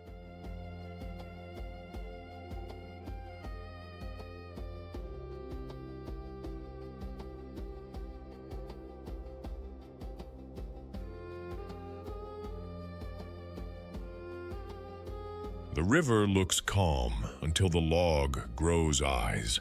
In Uganda's shrinking dry season channels, meals get scarce, tempers get shorter, and the oldest ambusher on Earth sharpens its patience. When the last meal is on the table, the Nile crocodile doesn't chase it. It lets hunger come to the water's edge. This is the Nile crocodile of Uganda's rivers and lakes, from the White Nile at Murchison Falls to the Kazinga Channel in Queen Elizabeth National Park.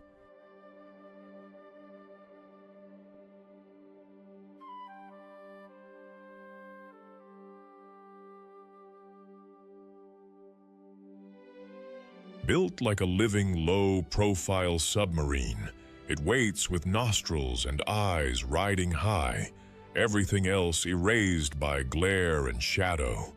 Its jaws can clamp with around 5,000 psi of force, enough to turn a careless sip into a final mistake. Painted by nature in olive and bronze, the Nile crocodile wears a coat of rugged scales studded with bony plates called osteoderms.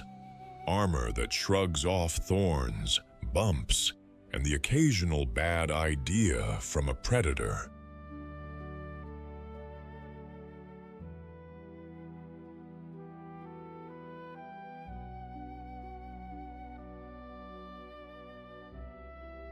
A long, muscular tail supplies the horsepower, turning still water into a catapult when it needs to launch.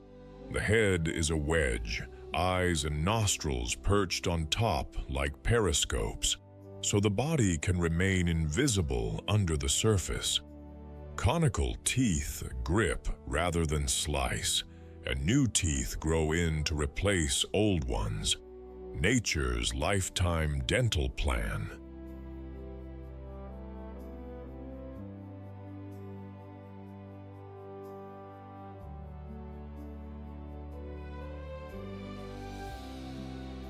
A nictitating membrane works like built-in goggles, clearing vision underwater, while a palatal valve closes off the throat so it can open its mouth without drowning.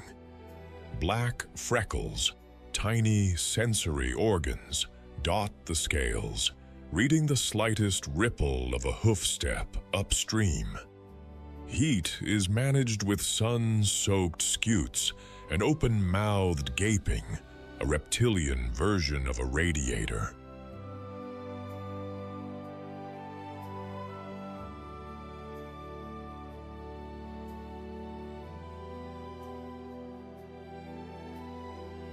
Slow metabolism, a 4-chambered heart, and dive-ready blood chemistry let it hold breath for long stretches.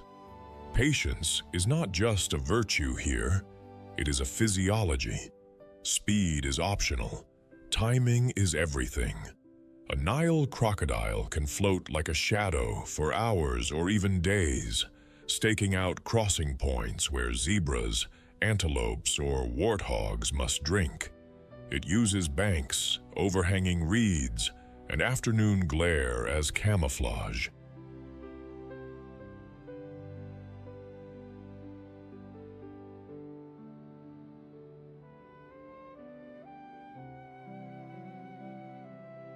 The strike is a thunderclap. Jaws snap, a body twists, and the death roll begins, using weight and water to disorient and drown. Large prey gets wedged under a snag to soften, shared or fought over later. Smaller bites are powered down with a tilt of the head and a gulp. As the sun climbs, crocodiles bask to recharge, then melt back into channels by late afternoon and dusk.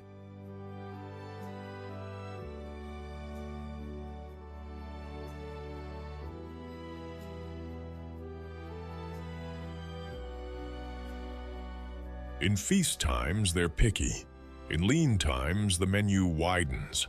Fish, birds, carcasses drifting downriver, even a catfish unlucky enough to surface in the wrong place. And when the river thins and the buffet shrinks, competition spikes. Crocs jaw clap, tail sweep, and shoulder in for position over a last sliver of meat, while marabou, storks, catfish, and bold monitor lizards circle like opportunists at a clearance sale. Crocodiles are solitary strategists with a social rulebook.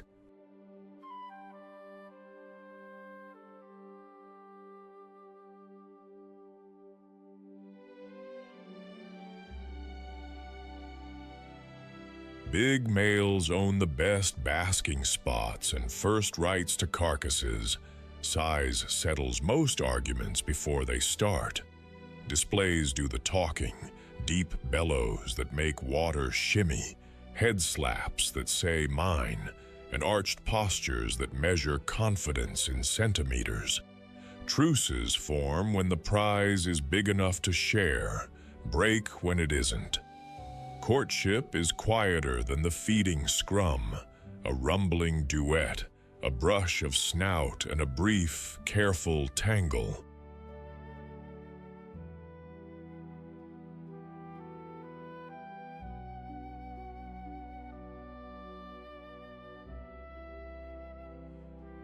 Females mound nests of sand and vegetation above floodline. Temperature decides whether hatchlings are more sons or daughters. After roughly 3 months, the young chirp from their eggs, and mother becomes a gentle monster, carrying them in her jaws to the shallows and guarding a creche with a vigilance that would make a bouncer proud. Nile monitors raid nests. Older crocs can be a danger too. In the nursery, survival is a numbers game, and mom tips the odds.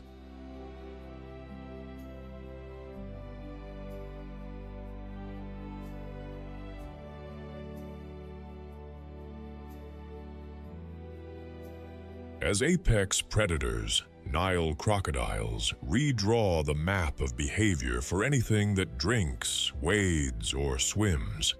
They cull weak and unwary animals, clean up carrion, and shuttle nutrients from land to water with every meal, feeding whole scavenger guilds, storks, catfish, even the microbes that turn scraps back into life. Eggs and hatchlings feed monitors and mongoose, a reminder that even a king pays into the food web.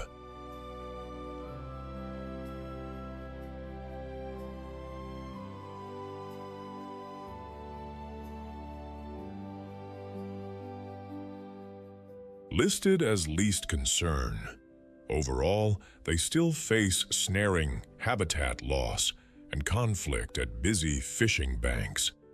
Uganda's protected waterways and community programs keep the balance workable: space for crocs, safety for people.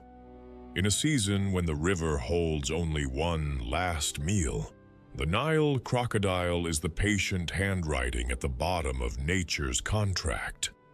Timing decides. It embodies the spirit of endurance, silent, relentless, and utterly at home where hunger meets water.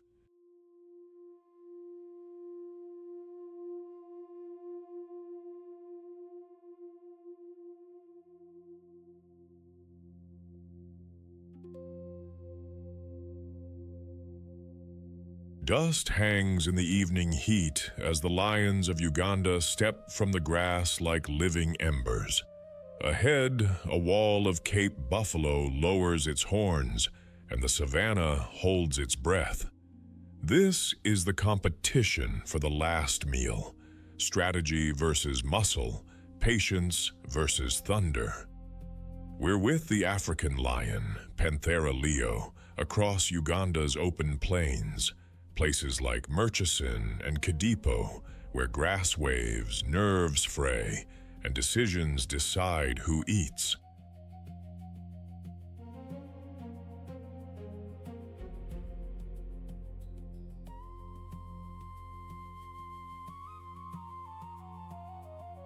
The lion is Africa's only truly social big cat, a hunter that trades solitude for teamwork.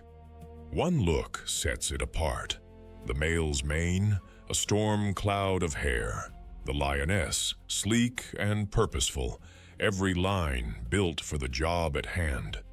Painted in tawny gold that mirrors dry grass, the lion is sculpted like a sprinter who learned to wrestle. The forequarters are heavy with muscle, the shoulders lifted, the neck thick, perfect for grappling prey that fights back.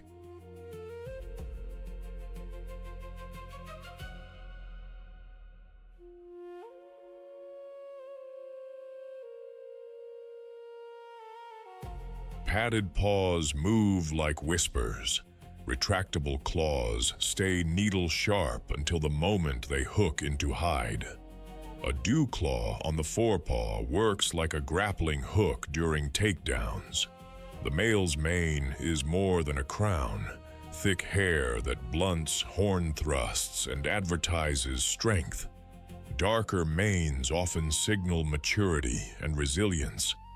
Eyes burn amber in daylight, then bloom with night vision after dusk, thanks to a reflective tapetum lucidum. It's like carrying a built-in moonlight amplifier.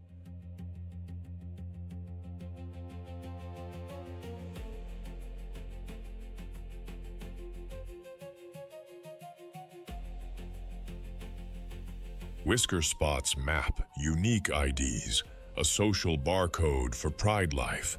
Inside the mouth, backward-facing papillae on the tongue rasp meat off bone like nature's grater. A flexible spine and long stride deliver short, explosive sprints. No marathoner here, just a ruthless 60-meter specialist. Heat is a constant opponent, so lions pant, seek shade, and hunt the cool margins of day and night to keep those engines primed.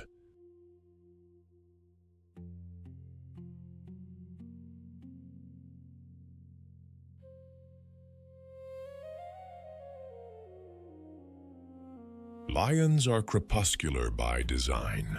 The world between sunset and starlight is their office. When buffalo are the target, the pride reads wind and terrain like a playbook. Lionesses spread in a crescent, some to flank, one to trigger the chase, another to cut off the exit. They aim to separate a calf, a tired cow, or a bull that has strayed, because one wrong step against the full herd can be disaster.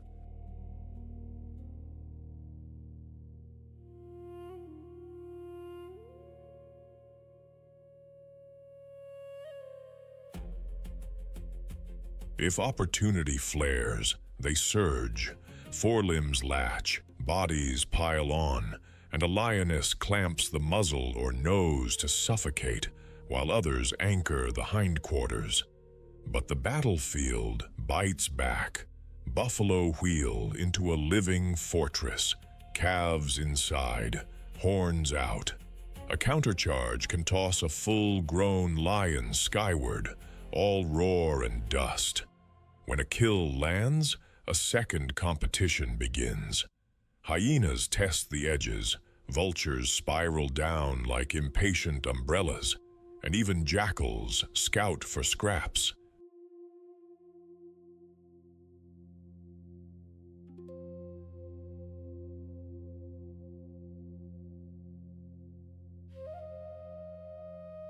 The pride drags the carcass to cover, eats fast, and defends harder, gulping tens of pounds in a sitting, then cooling off in the grass with bellies like drumheads, knowing the night still keeps score. A pride is family with a job description. Lionesses are the core, sisters, mothers, daughters who hunt together and raise cubs in creches. Males, often in coalitions of 2 to 4 brothers, hold the territory and act as bouncers at the buffet, defending kills from hyenas and rival lions.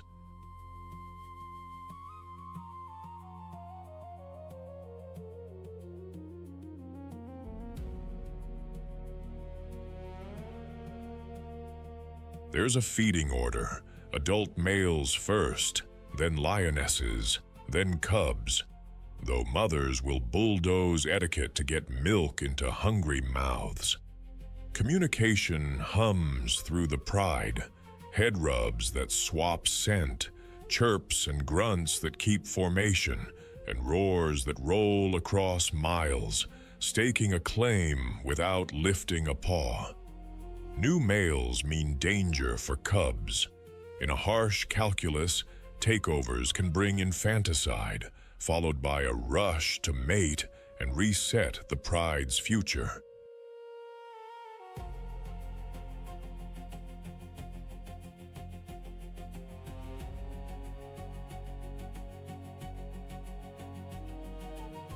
Through it all, cooperation is currency, and a well-oiled pride can pull off the kind of buffalo takedown that solo cats only dream about.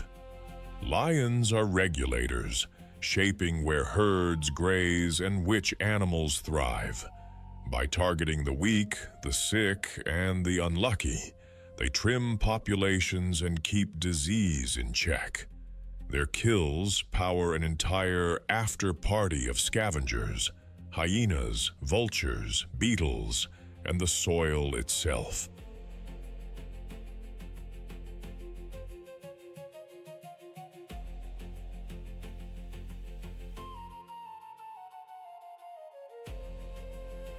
Cooperative hunting is their superpower, an evolutionary bet that pays off against giant prey. Yet they walk a narrowing path. Human-wildlife conflict, snares, and shrinking habitat press their numbers.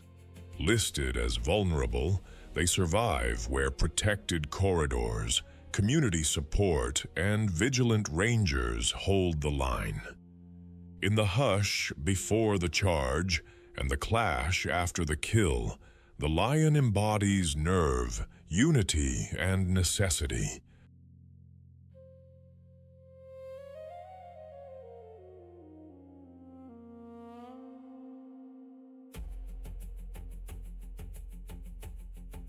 It's a living reminder that in the wild, the last meal is never guaranteed, and that's exactly what keeps the savannah alive.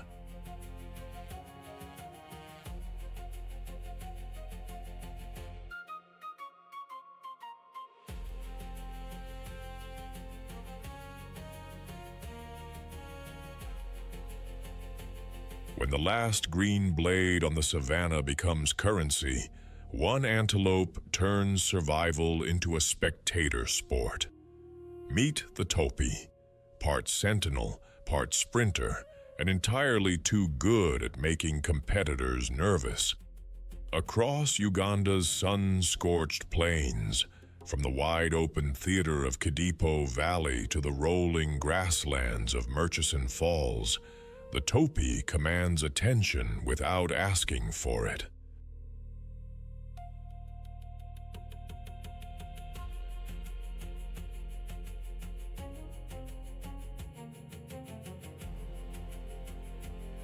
Standing tall on termite mounds like a general surveying the field, this hartebeest, yes, that's its other name, and yes, it fits, wears a coat the color of rust and old leather, a deep reddish-brown that catches the light and turns to bronze when the dust rises.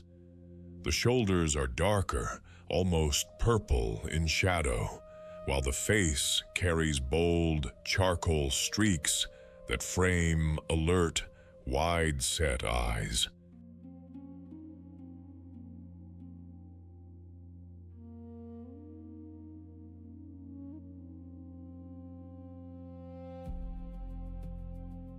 Both males and females sport those elegant lyre-shaped horns, ribbed and curved like calligraphy written in bone.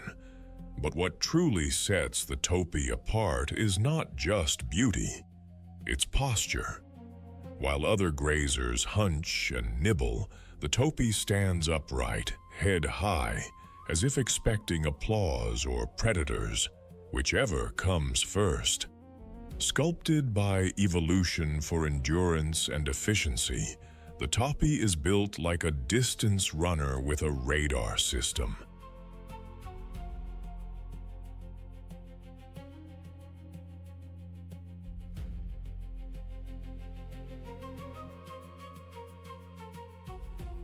The body is sleek but powerful, long-legged and narrow through the chest, designed to cover ground without wasting energy.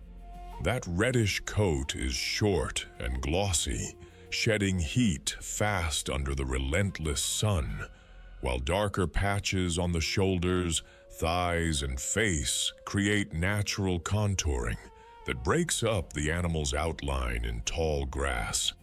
Camouflage painted by nature's own hand.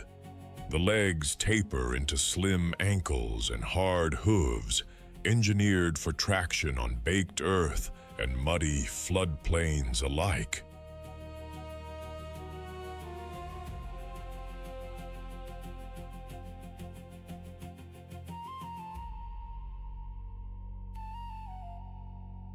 Those horns, rising in smooth, backward-sweeping arcs, are not just ornamental.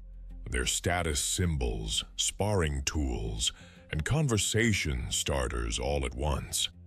Males use them in ritualized pushing matches that settle disputes without spilling blood, though the occasional clash leaves scars that tell their own stories.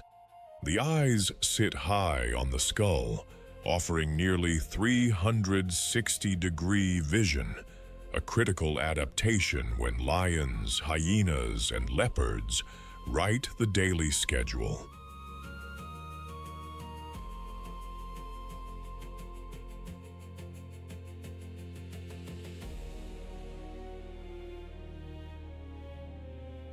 The Topi's preorbital glands secrete a dark, sticky substance used to mark territory on grass stems and termite mounds, a chemical signature that says, "I was here and I'll be back."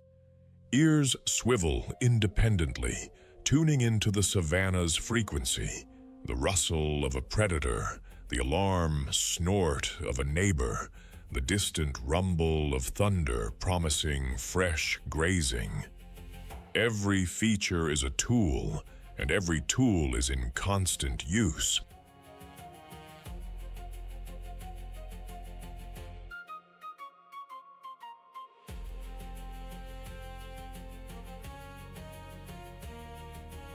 Topis are picky eaters in a landscape where pickiness is a luxury most can't afford. They prefer the freshest, greenest grass shoots, the kind that sprout after rain and vanish within days. This selective grazing forces them into a nomadic rhythm, following moisture and new growth across shifting mosaics of savannah and floodplain. When the rains arrive, topis converge on lush patches like shoppers at a flash sale, heads down, jaws working steadily.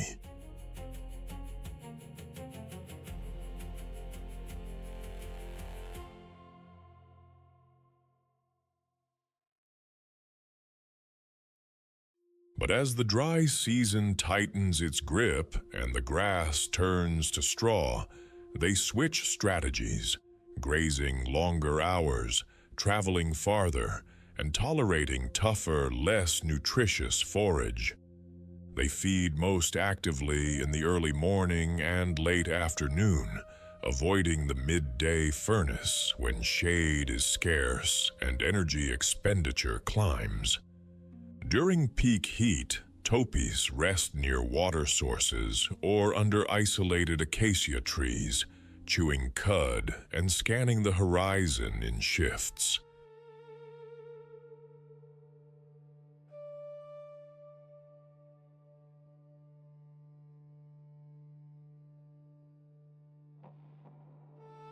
Their feeding style is methodical: bite, chew, step, scan, repeat. Every few seconds, a head lifts, ears rotate, and the landscape gets reassessed. Speed is their trump card. When danger registers, a hyena's silhouette, a lion's scent on the wind, the topi doesn't debate. It runs. And it runs fast, hitting speeds near 70 kilometers per hour in short bursts, with stamina that outlasts most predators over distance.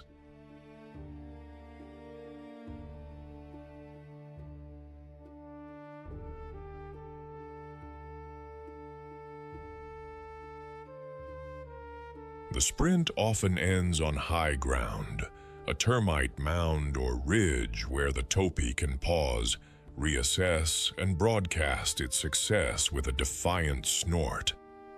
That high ground habit is signature topi behavior, a combination of lookout duty and territorial display. Dominant males claim the best mounds, standing like statues for hours, advertising their presence to rivals and potential mates alike.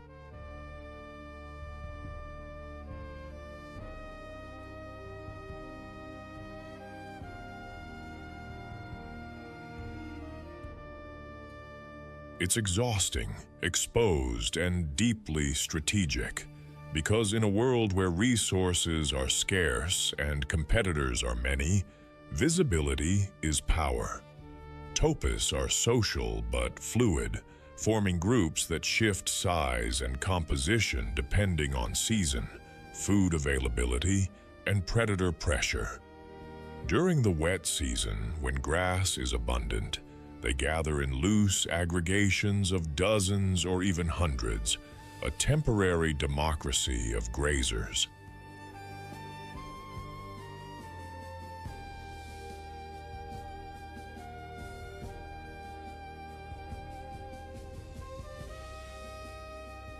But as resources tighten, the structure fractures into smaller, more competitive units: territorial males, female herds, bachelor coalitions. Dominant males establish territories during the breeding season, claiming patches of prime grazing and defending them with horn displays, scent marking, and ritualized sparring. These territories are not large, sometimes just a few 100 meters across, but they're packed with value: fresh grass, water access, and visibility.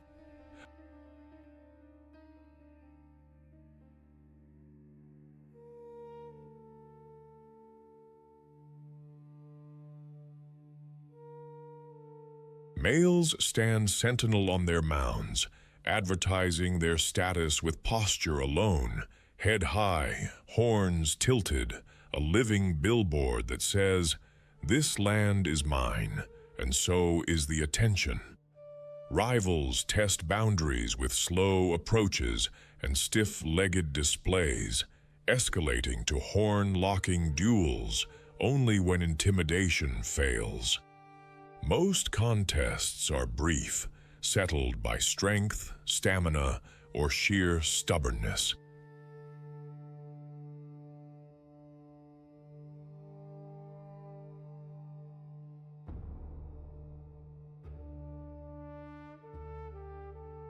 The loser retreats, the winner returns to his mound, often immediately marking the ground with his preorbital glands, a chemical signature that reinforces the claim. Females move through these territories in small herds, grazing, evaluating, and occasionally pausing to mate with a resident male if his resources and genes measure up. Motherhood among Topis is low-key but attentive. Gestation lasts about 8 months, and calves are born in the wet season when cover and forage are plentiful.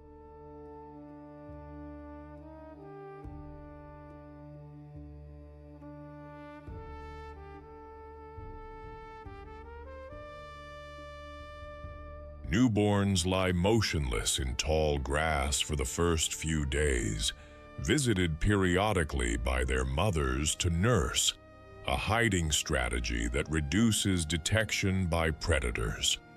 Within a week, calves are strong enough to follow the herd, though they stay close to their mothers and other females who collectively watch for danger.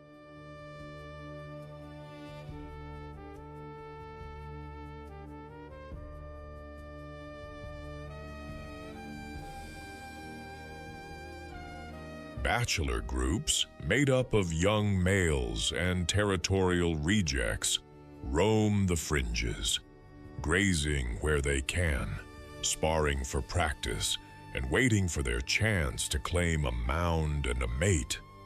Communication among Topis is multi-layered. Snorts signal alarm, head tosses and tail flicks convey irritation, and scent marks deliver slow-release messages about identity, status, and intent. Cooperation is subtle but real. When one Topi spots danger and bolts, the rest follow without debate.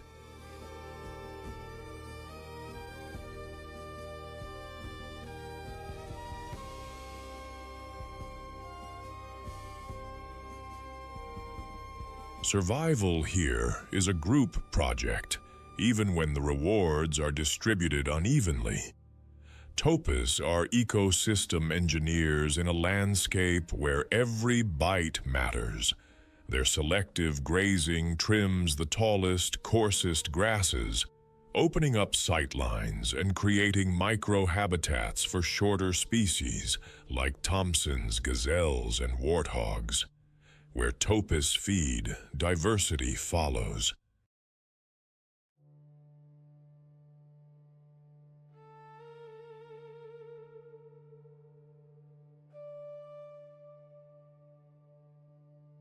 Their dung fertilizes the soil, delivering nutrients that fuel new growth cycles, and their movements distribute seeds across kilometers, planting tomorrow's pastures with every step. They are also key prey for Uganda's top predators: lions, hyenas, leopards, and wild dogs, supporting food webs that ripple through the entire savannah. Their constant vigilance and alarm behavior benefit other grazers. When a topi runs, everyone pays attention.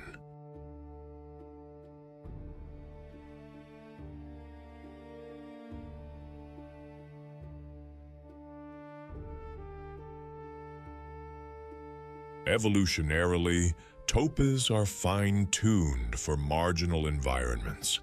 Their ability to thrive on older, less nutritious grasses lets them occupy niches other herbivores avoid, reducing direct competition and spreading grazing pressure across the landscape.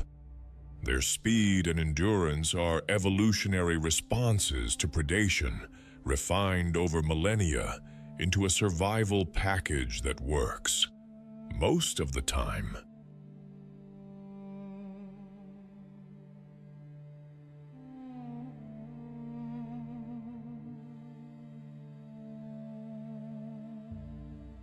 Listed as vulnerable globally, topis face habitat loss, competition with livestock, and poaching pressure. Though Uganda's protected parks provide critical strongholds.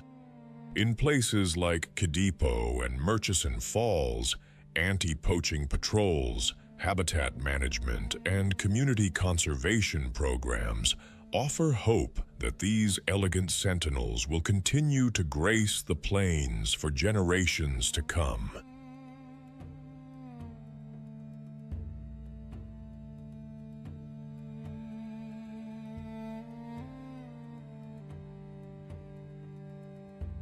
In a land where the last meal is always contested and the horizon never rests, the topi is a living reminder that survival is equal parts speed, strategy, and standing tall when it counts. It embodies the spirit of the savannah itself, alert, adaptive, and always ready to run toward the next patch of green.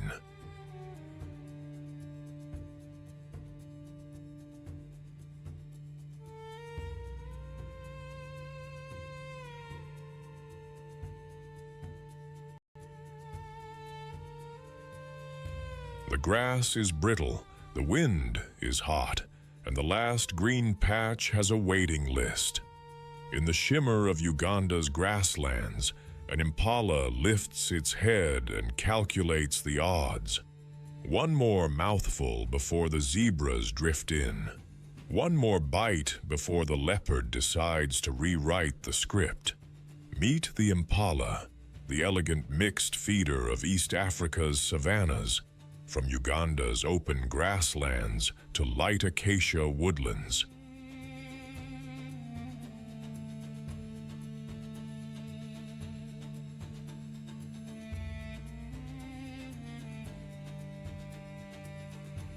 Recognizable by a rich russet coat and, in males, sweeping lyre-shaped horns, this antelope turns survival into choreography. When danger presses, the impala doesn't just run, it explodes into gravity-defying leaps that make panic look like performance art.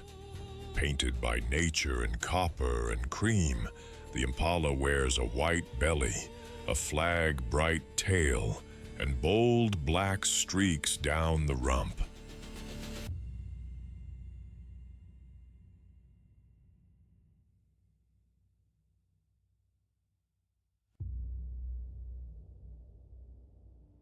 Males carry polished horns that curve and twist like carved ebony, up to nearly 3 feet long, ridged for grip during jousts. A sleek, spring steel body sits on fine, elastic legs. Inside those legs, long tendons act like natural shock cords, storing and releasing energy to power 10-meter bounds and 3-meter sky bursts. Big radar dish ears swivel constantly, while high-set eyes offer a panoramic view, predator detection built into face design.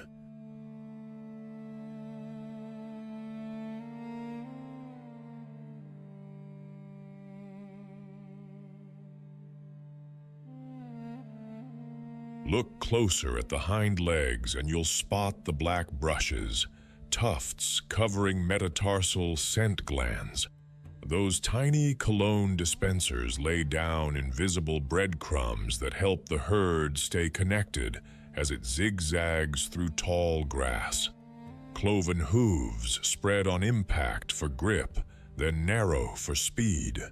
A slim neck and narrow muzzle thread between thorns to pluck tender leaves other grazers can't reach.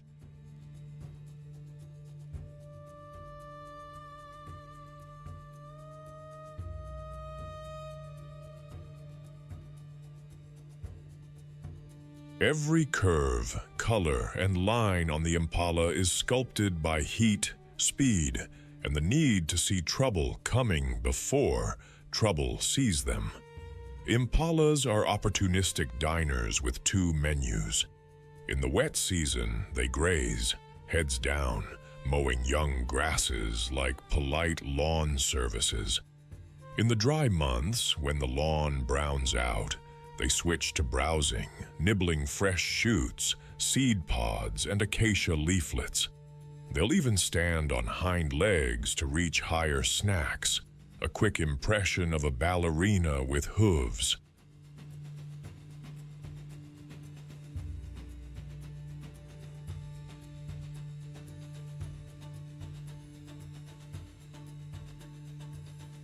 Water anchors their map. They drink regularly, so mornings and late afternoons are commutes between feeding grounds and waterholes. Those waterholes are also the savannah's busiest food courts, and its riskiest. When grass thins, competition for the last meal becomes the day's agenda. Zebras bully with shoulders, warthogs cut in line, and baboons throw opinions. Impalas answer with timing, short, nervous bursts of feeding, then a freeze, then a glide to the next tuft.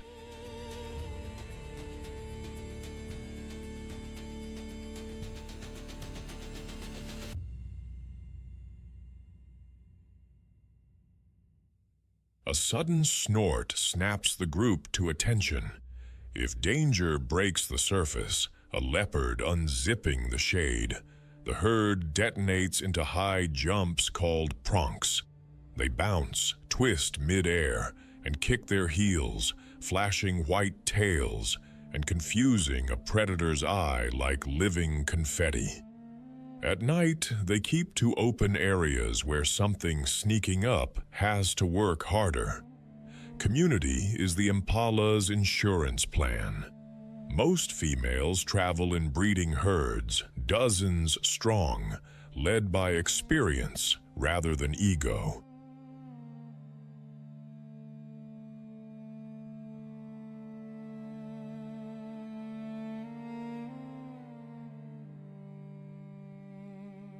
Males divide into two categories: bachelors, cool, aloof, pretending they don't care, and territorial males who very much do.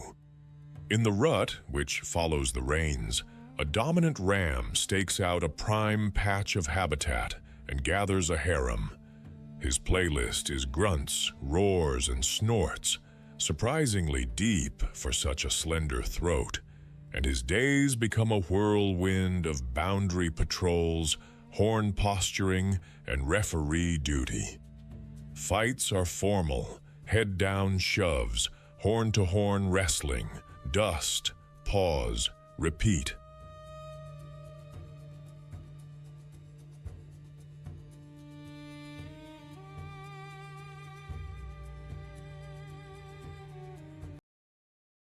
Females synchronize births so that many fawns arrive within a short window, flooding the neighborhood with tiny, wobbly targets and improving survival odds. Newborns hide in cover, meeting mom for quick nursing sessions until they're steady enough to join the group daycare. Grooming is social glue. Impalas alligroom like friends fixing each other's hair, and oxpeckers ride along, picking parasites, free spa service in exchange for a perch.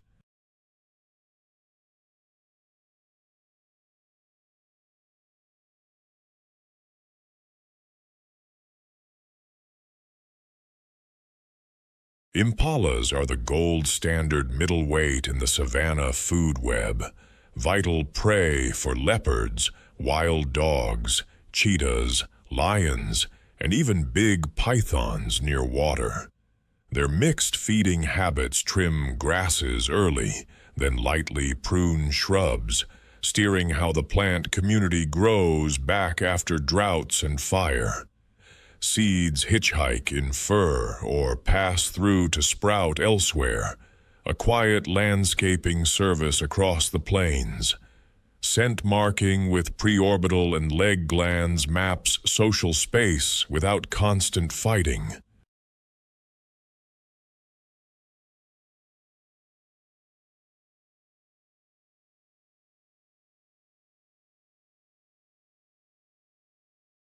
Listed as least concern. Overall, impalas still feel the squeeze where habitat fragments and snares haunt water corridors. Protected areas in Uganda keep their lines unbroken. In a season when every mouthful matters, the impala is grace under pressure, a symbol of balance, speed, and smart timing. It reminds us that in the wild, elegance isn't a luxury. It's a way to make it to the next patch of green.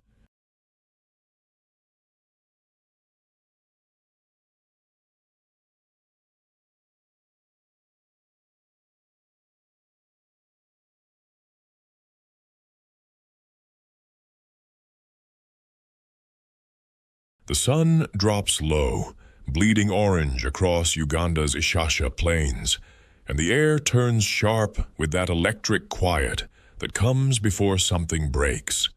Shadows stretch long. Dust hangs like smoke. At the base of an ancient fig tree, a Cape buffalo lies still, flanks no longer rising, eyes clouded over. Old age, injury, illness doesn't matter now. What matters is that death has rung the dinner bell, and every hunter within a mile has heard it. First to arrive, the lions.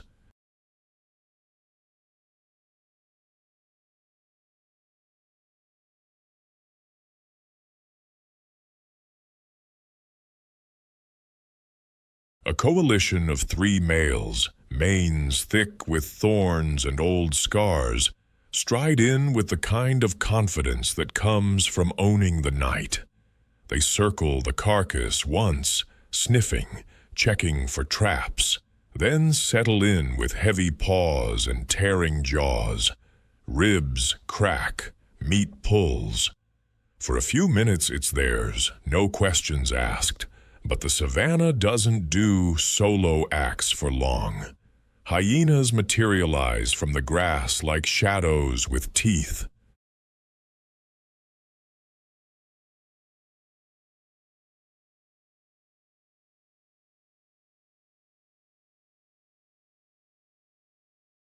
One, 2, 5, 8.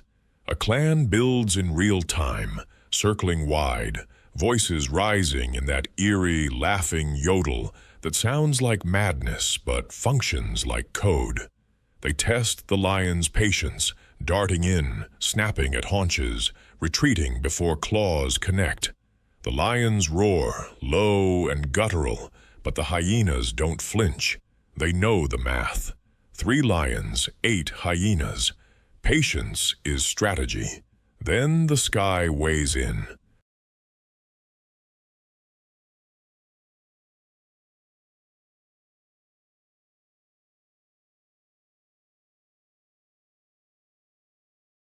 Vultures drop from thermals like falling anchors, lappet-faced, white-backed, hooded, landing in a feathered riot around the perimeter. They don't challenge the lions, not directly, but they edge closer with each distraction, necks craning, beaks ready. A jackal slips in from the bush, low and fast, snatching a scrap and vanishing before anyone notices. A marabou stork lands with a prehistoric thud, bald head bobbing, waiting for its turn at the table.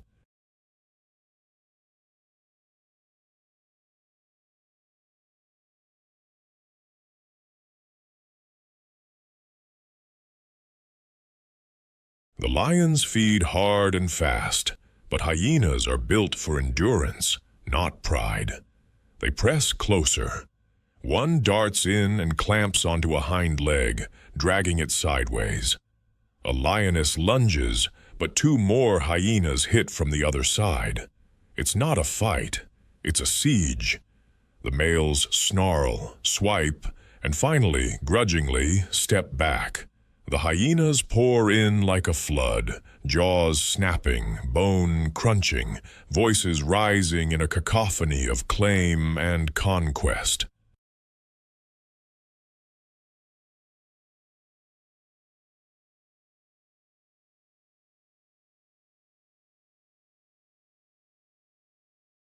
Vultures descend en masse now, wings colliding, beaks stabbing at scraps in the dirt. The marabou wades through the chaos like a nightmare guest at a feast, plucking bits with surgical precision. A monitor lizard slides in from the grass, tongue flicking, eyes cold, eating what even the vultures won't touch. Above, fish eagles and tawny eagles circle, waiting for the leftovers to thin out so they can swoop in without getting trampled.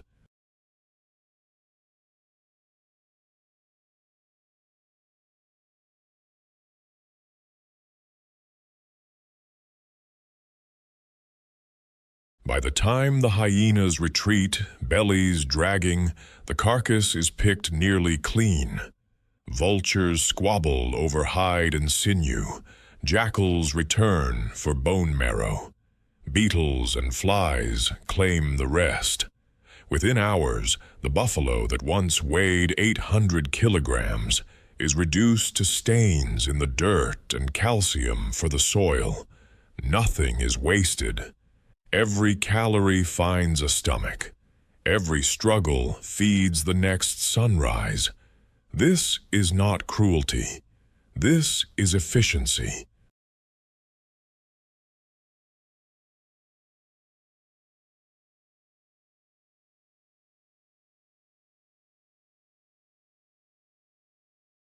This is the wild's economy, brutal and beautiful, where every species plays its part. Apex predators, scavengers, opportunists, decomposers, and the system hums because no one skips a shift. Lions bring the power, hyenas bring the numbers, vultures bring the cleanup crew, jackals bring the speed.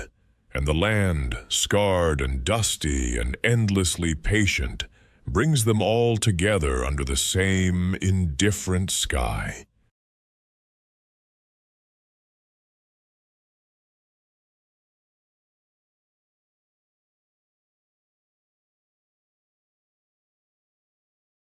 We have journeyed across Uganda's plains and forests, watched elephants guard waterholes, lions negotiate thrones, and entire ecosystems turn on a single carcass.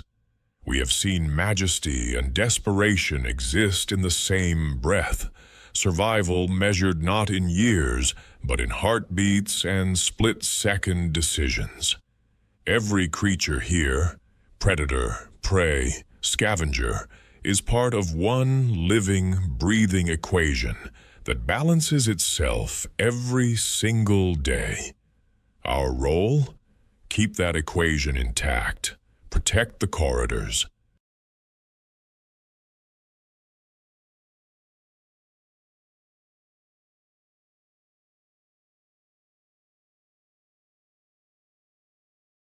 Fund the rangers. Support the communities who live alongside these animals, and understand that their survival is tied to the wild's survival. Because when a lion loses its range, when a hyena clan is poisoned over livestock conflict, when vultures vanish because of poisoned bait, the whole system fractures, and fractures become collapses.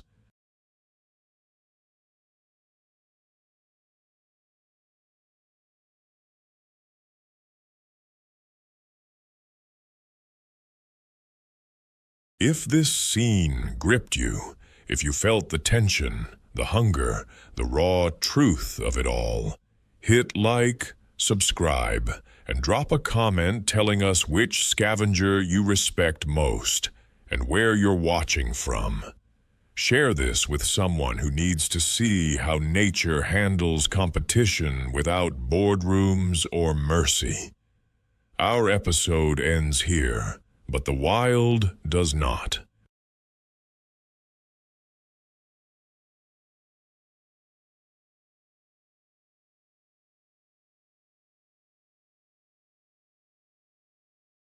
Its stories, fierce and relentless and heartbreakingly beautiful, continue in every thicket, every termite mound, every bloody sunrise across Uganda's untamed lands. The journey into the heart of survival has only just begun.